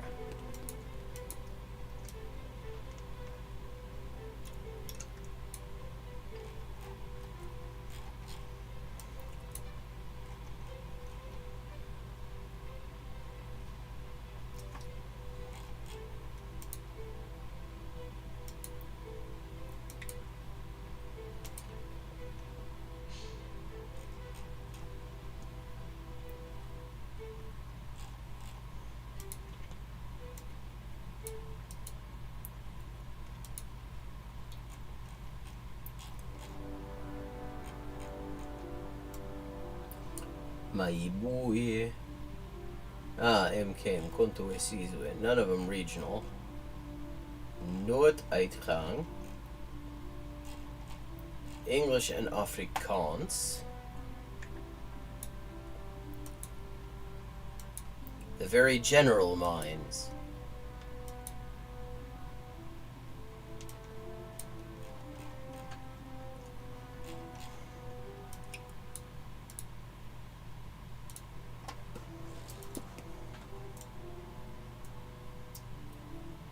Pretty gate. Very nice.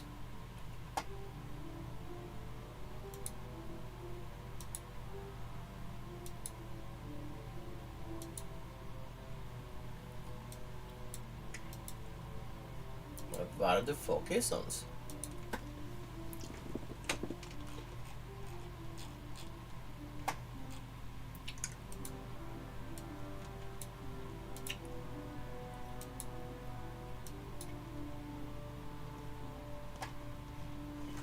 No, I wasn't trying to look at the map yet. Ola Park.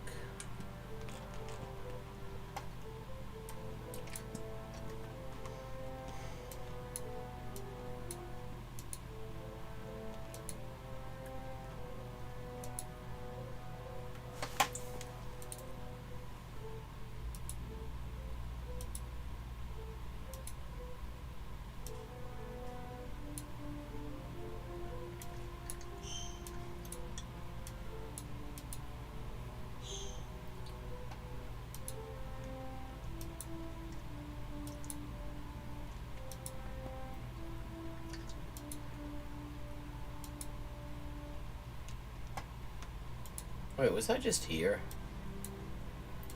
I feel like I might have been.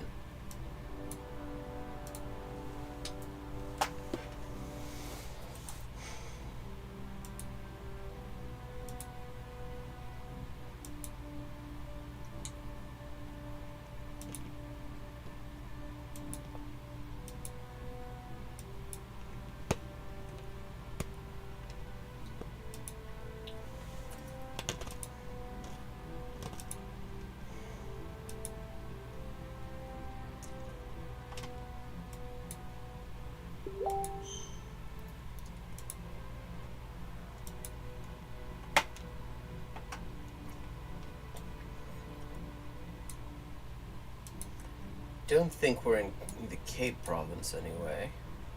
Clearly we're someplace where there's enough Afrikaans spoken that things are bilingual in it.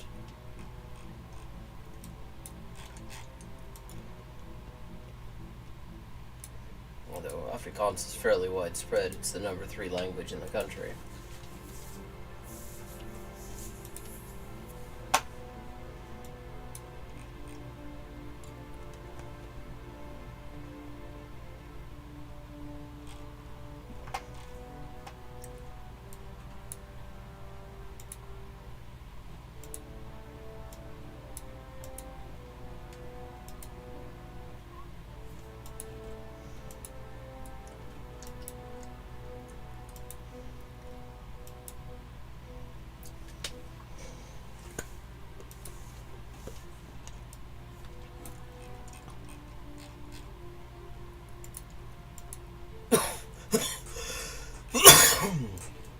Sorry. Mafiki Zulu. Again, this feels isiZulu. My isiZulu is not great. Mandeni. Kwaqenzo omhlophe.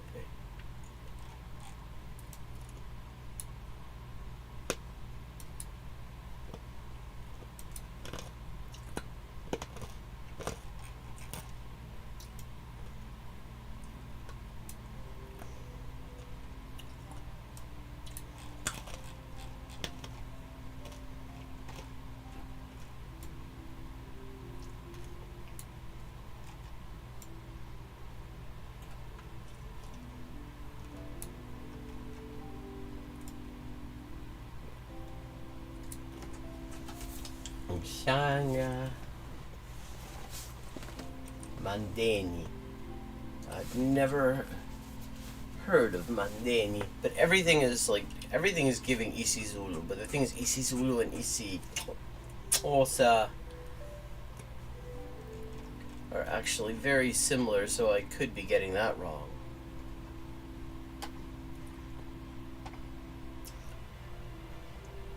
Paduhuza. Wetembeni, ematendeni, malende. No.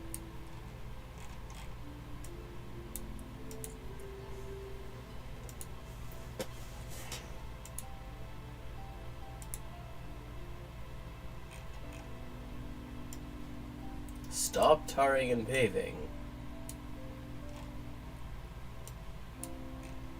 Oh hell. There were a bunch of signs there. I needed to see those.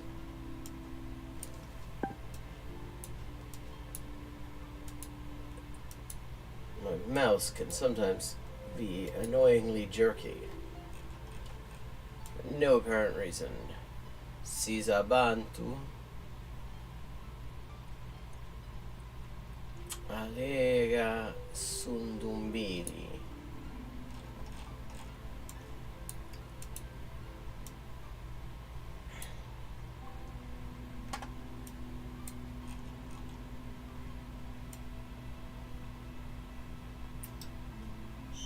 Tastes nice. Well, that is very straightforward.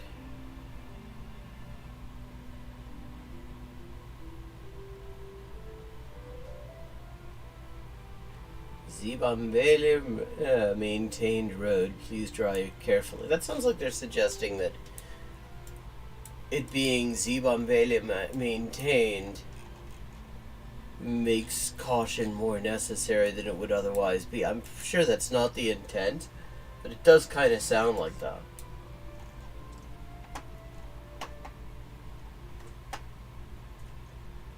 Mandeni, public safety. Okay, so the town is definitely called Mandeni.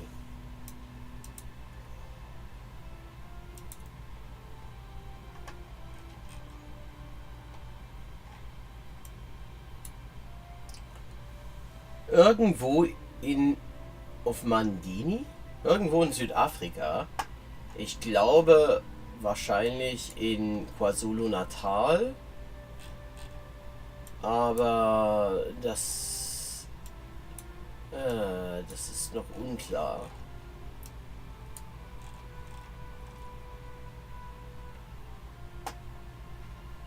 We may never know.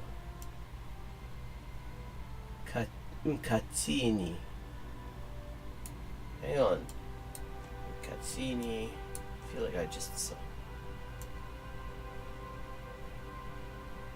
Umhlanga Amarozi la Merci.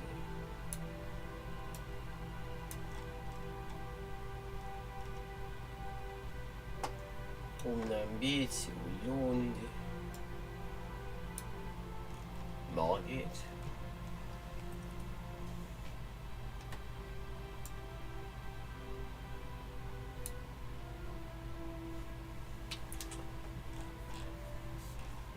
Maar waar ik in Zuid-Afrika is, dat weet ik nog niet.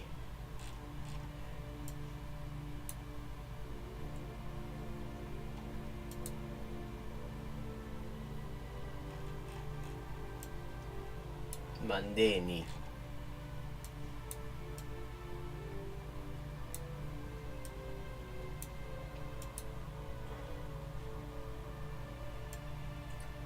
Stick to the main roads. You're more likely to find something that says where you are.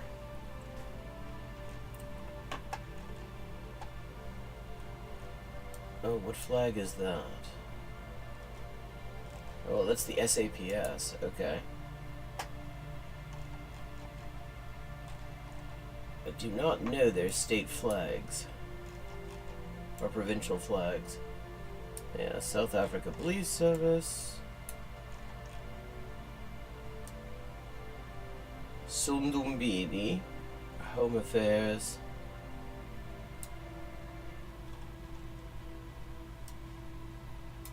I also don't know where the hell Sundumbini is.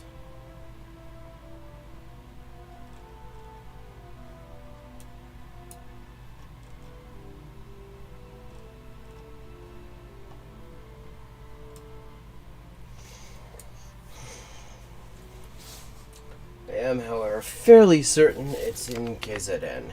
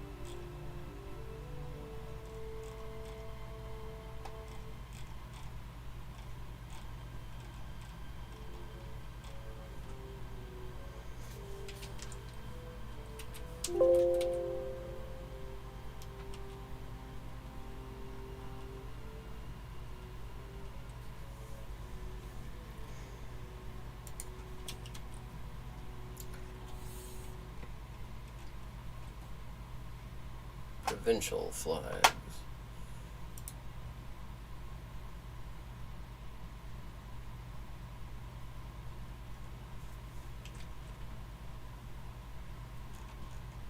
Okay, that flag does not help me any. Unless that's just the SAPS flag, the South Africa Police Service, and then it's totally useless. Because that'll be the same everywhere in South Africa.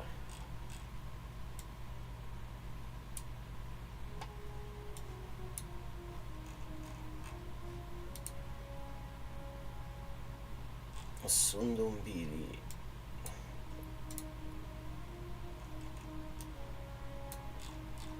Windy day, apparently.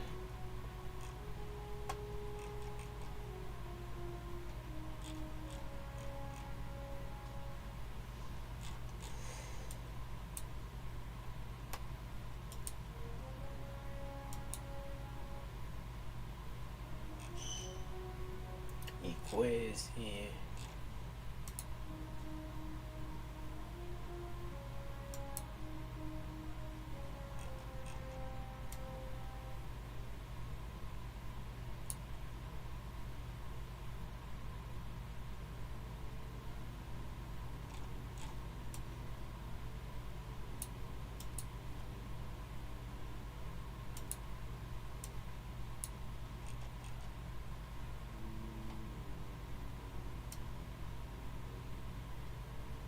Amaguinha in the air fryer? This child wants to kill me. Interesting.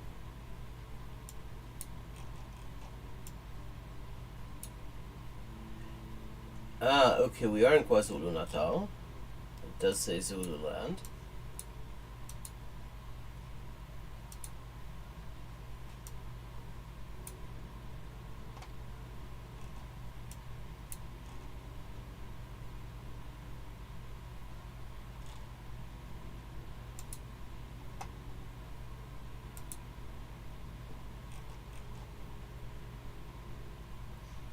Zulu cows, sheep, goats. I didn't know that sheep was a verb. How do you sheep a goat?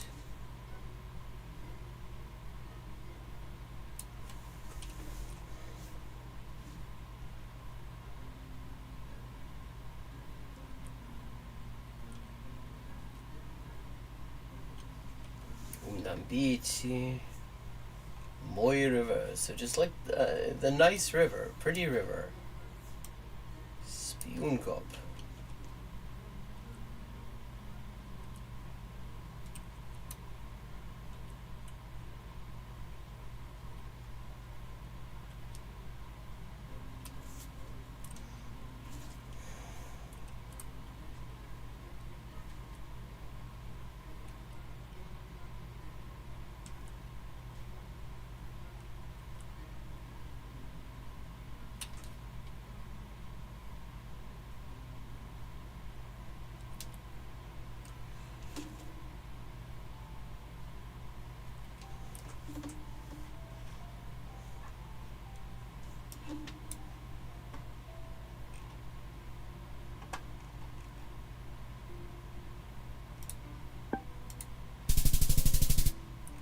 Where was it exactly? On the other end of the province.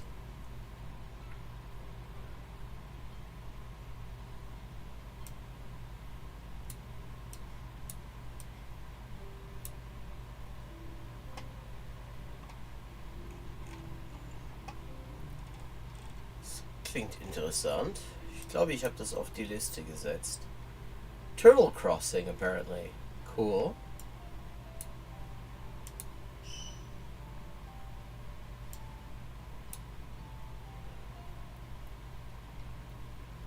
Very green here. And there are enough turtles that they get their own crossing sign, which immediately endears me to the place. I like turtles. Neat little animals. Oh.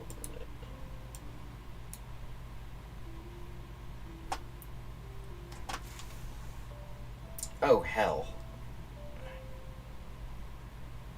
How did that happen?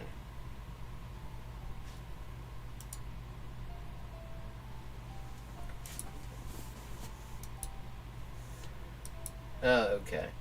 Back where I left off, so that's not bad.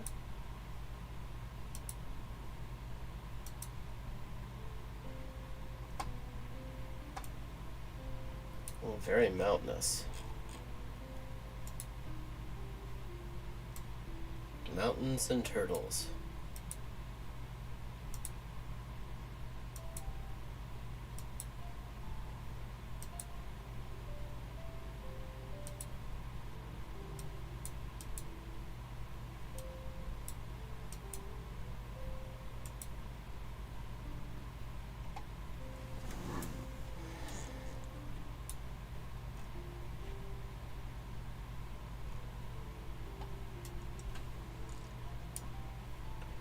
Stinkwood Street.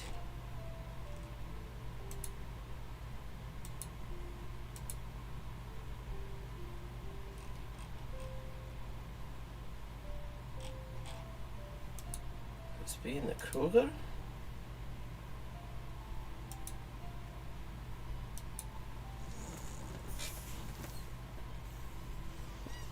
It's definitely, wherever it is, it's very green and very mountainous.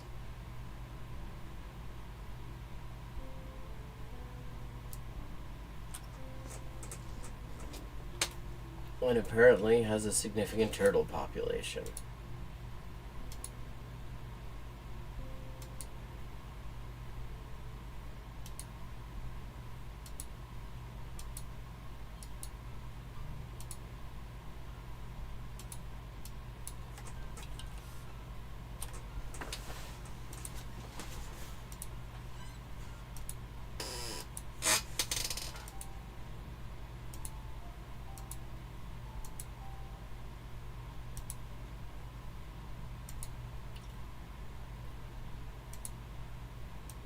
Okay.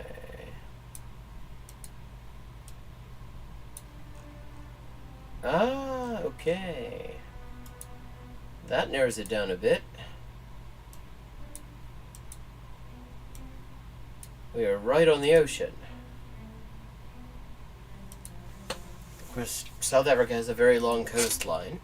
So at least this eliminates everything that isn't on that.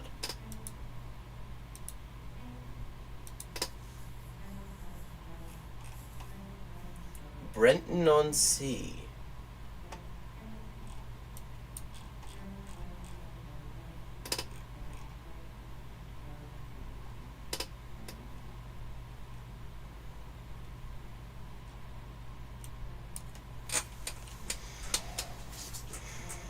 Let's just give it a quick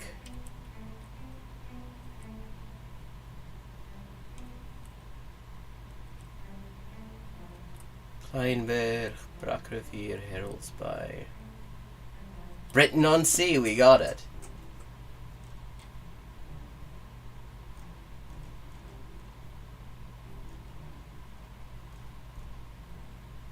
Agapanthus Avenue. Stinkwood Street, okay, we got it.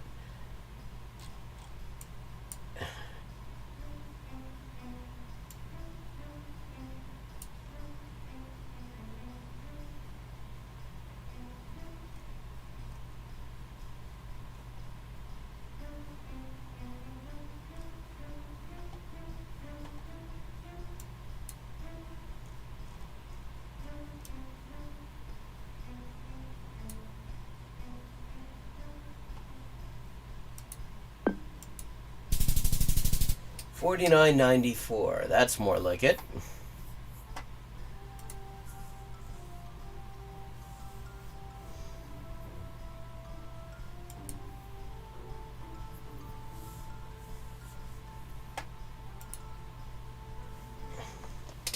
Narrowing it down to being on the coast definitely helps. There is quite a lot of South Africa.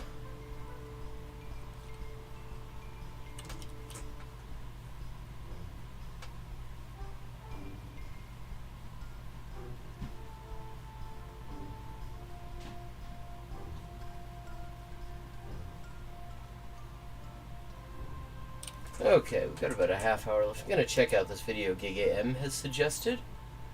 I've never heard of Frida Wiesel. Hello and welcome back to this channel. My name is Frida Bizel, and here I explore Bizel. the Orthodox Jewish world, language, history, its relationship to Zionism, and so much more. As many of you know, my first language is Yiddish. It is the language of the Satmar Hasidic community that I come from. The story of why I grew up speaking Yiddish and not Hebrew is intimately tied to the story of the birth of Israel, Zionism, and Jewish languages. And so today I want to delve into the fascinating story of how two Jewish languages came to represent contrasting Jewish ideologies. I was inspired to do this segment after visiting the wonderful YIVO exhibit in... Because, like, Yiddish, okay, there is Yiddish as connected to, like, the Hasidic communities, the ultra-Orthodox communities, but Yiddish is also, I mean, there's also a secular Yiddish culture. YIVO is like one of the centers of one of the central archives called of that Palestinian Yiddish culture. Yiddish. A look at Yiddish in the land of Israel before 1948, to which I will link in the video description. With me today is Eddie Portnoy, the curator of the exhibition. Eddie Portnoy is an expert on Jewish popular culture. Portnoy earned an MA in Yiddish Studies from Columbia University and a PhD in Jewish Studies from the Jewish Theological Seminary of America. He currently holds the position of Senior Researcher and Exhibition Curator at YIVO. Welcome, Eddie. Thank you, Frida. Thanks for having me. Was that correct? Was that good? Yeah. Great. Alles gesagt. Alles gesagt. And Wikipedia sometimes still delivered. So, actually, there used to be a lot of like incorrect things in that entry. You worked on it. No. I don't even know how to get into Wikipedia.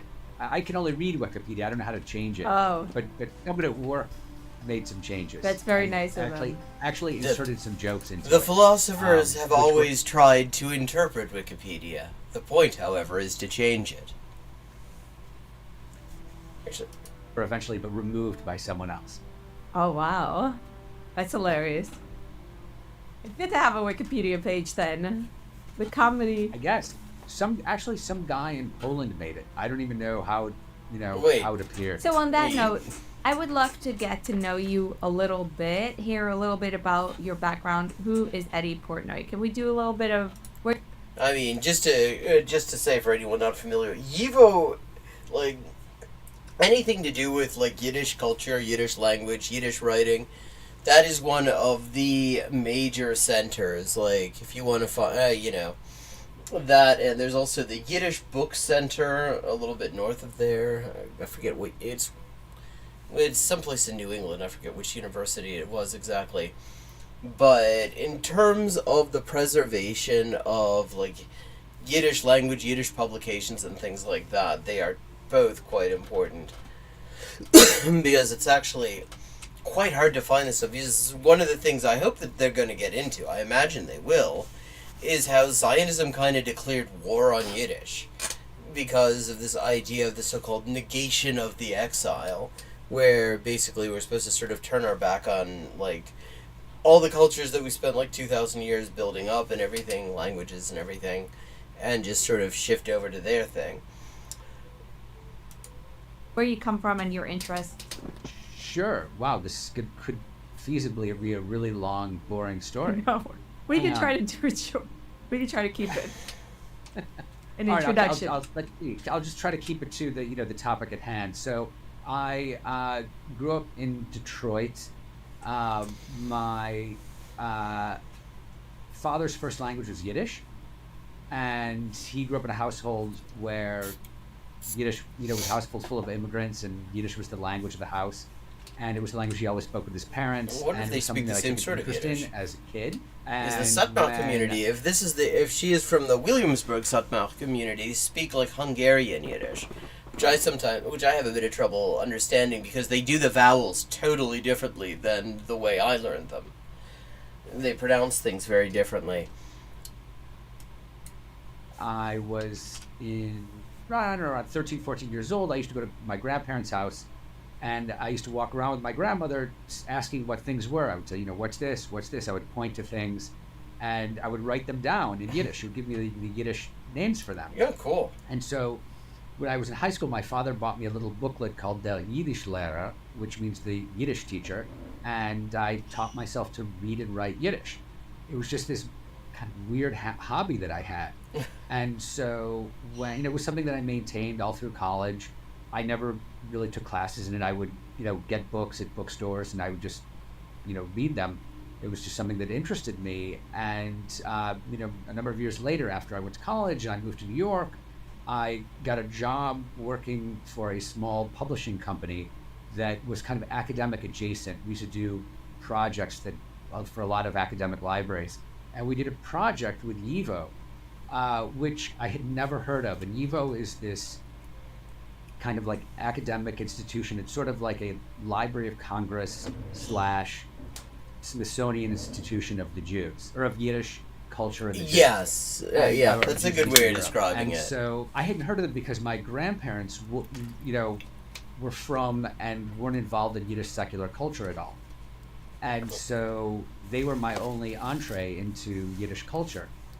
And so we did this project to microfilm old Yiddish newspapers with YIVO, and when I went to meet with the librarian to organize the project... Apparently, they might actually, at least this is something I corresponded occasionally a few years ago with Noam Chomsky, and I was curious because he was talking about he had actually, growing up, spent a lot of time hanging out in the offices of Freie Arbeiterstimme, which is a Yiddish anarchist newspaper of like the early and mid 20th century. And so I was kind of curious, like, did he happen to know where I might be able to find like an archive of it or something like that? Because I collect this stuff. I love to find these things. And he actually suggested he thought they might have it at YIVO, which seems actually entirely likely, because this is kind of what they do. Freie Arbeiterstimme was published in New York, so and that's where YIVO is. So it would not be surprising. I never got around to checking that though. I happened to tell him what I just told you about this hobby I had, where I taught myself to learn to read and write Yiddish. And he said, "Oh, well, YIVO runs this intensive Yiddish language summer program." It was at the time, it was at Columbia University. Now it's at Bard College. And he said, "You might be interested in that." So I looked into it and I wound up taking it. I took a leave of absence from work. I took YIVO's summer program. I was able to go right into the advanced class because I already knew Yiddish reasonably well. Yeah, my history with Yiddish is a bit different. Like, basically, I came to Yiddish via German.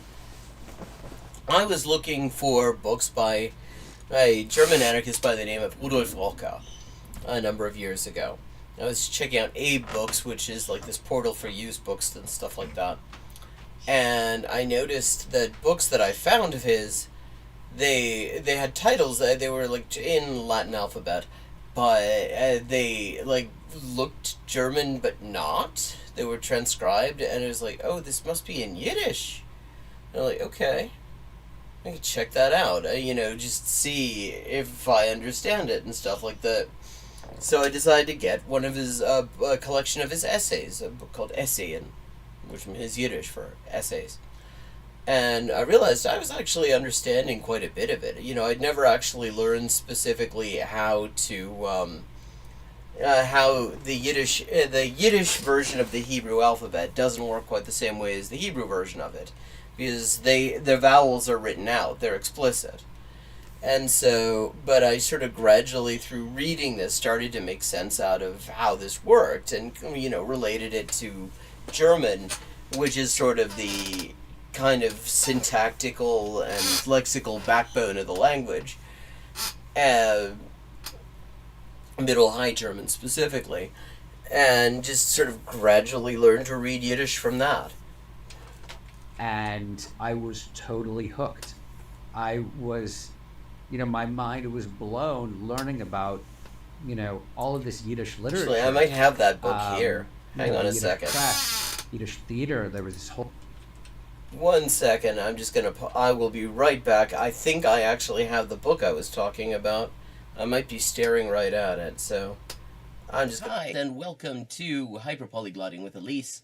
I am Elise, translator, editor, and writer with 20 working languages, and this is where we talk about languages and language learning and all sorts of other stuff, and we play games. Perfect.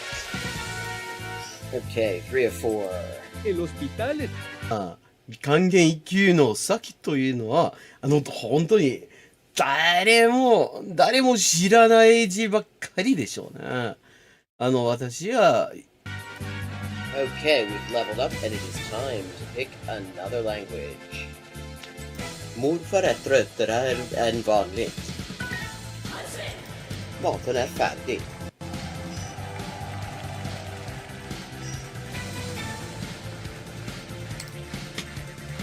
And let's see what we're doing when we get back. Greek. We're doing Greek when we get back. Ben neredeyse her gün okula giderim.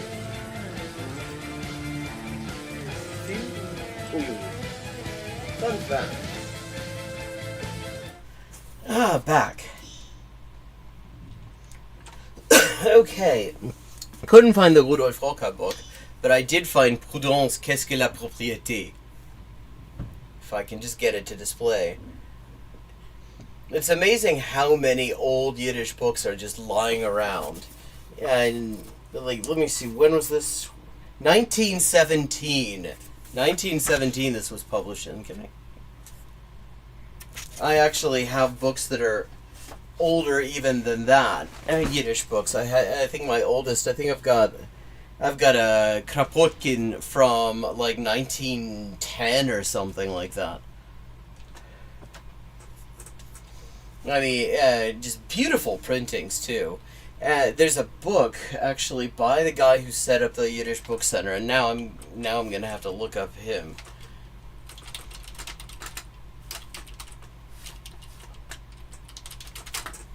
It was Aaron Lansky.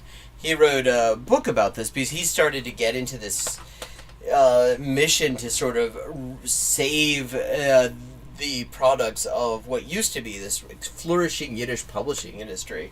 There was like a Yiddish book explosion in like the late 19th century. Suddenly, the language went from like having very little printed in it to having just huge amounts of stuff. Amazing, just explosion of publishing activity. And then, thanks in large part to the Nazis and also who murdered most of the speakers of the language, and then the Zionist movement, which convinced a lot of people to sort of turn their back on it, and just like cultural assimilation and stuff like that.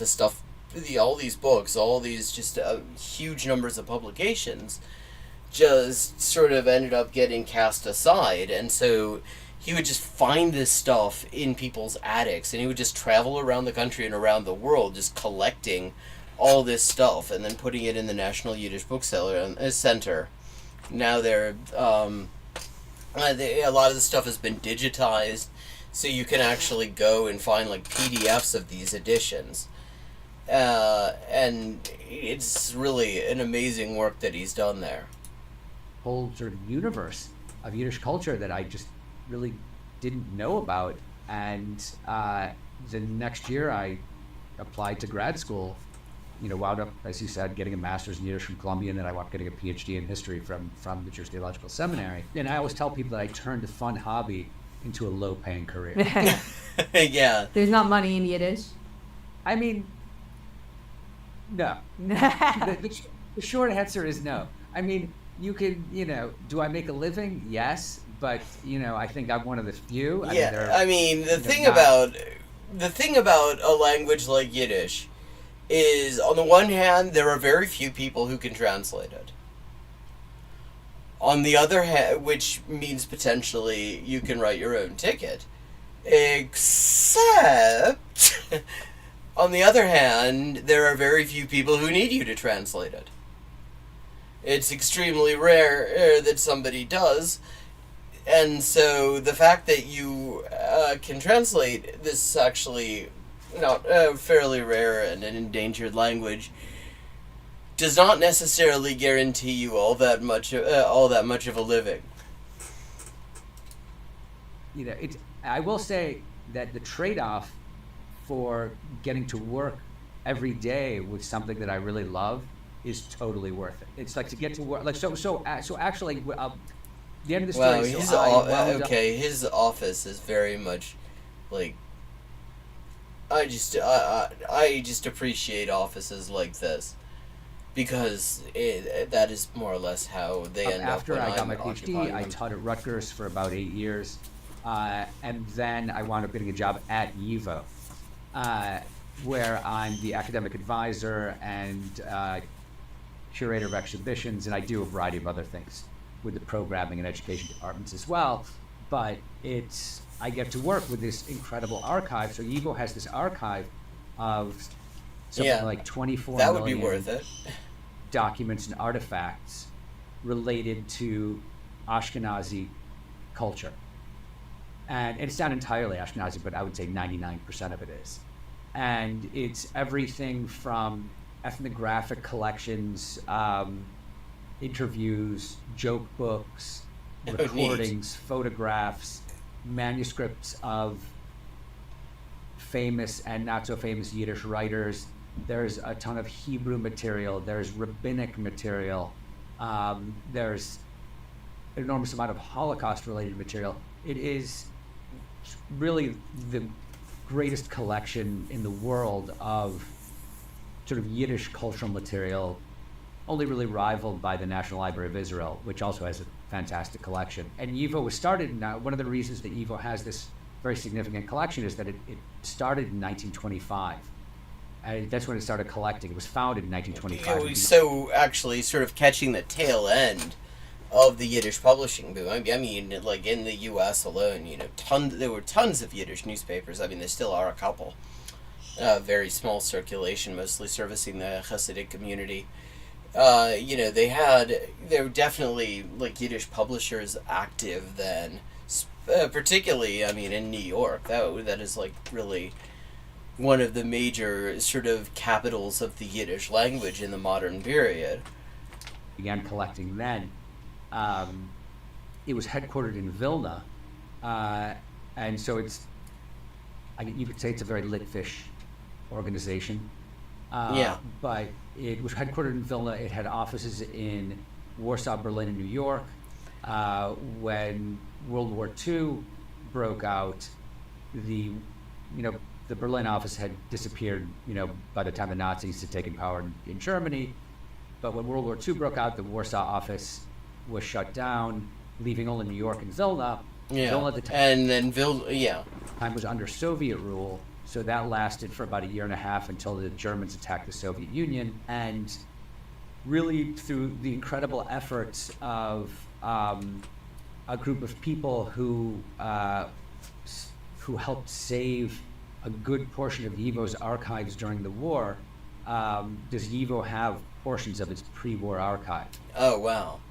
A huge that component must be that would be a hell of a story, how they managed to preserve all that. YIVO's current archives is also material that they collected after World War II.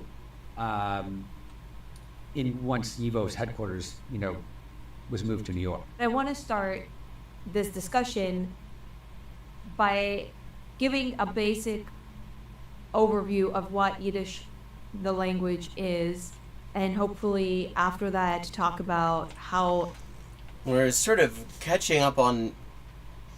We're running into the time to wrap up fairly soon in just a few minutes, but I think we're going to come back to this tomorrow. It stands in contrast to modern Hebrew. Sure.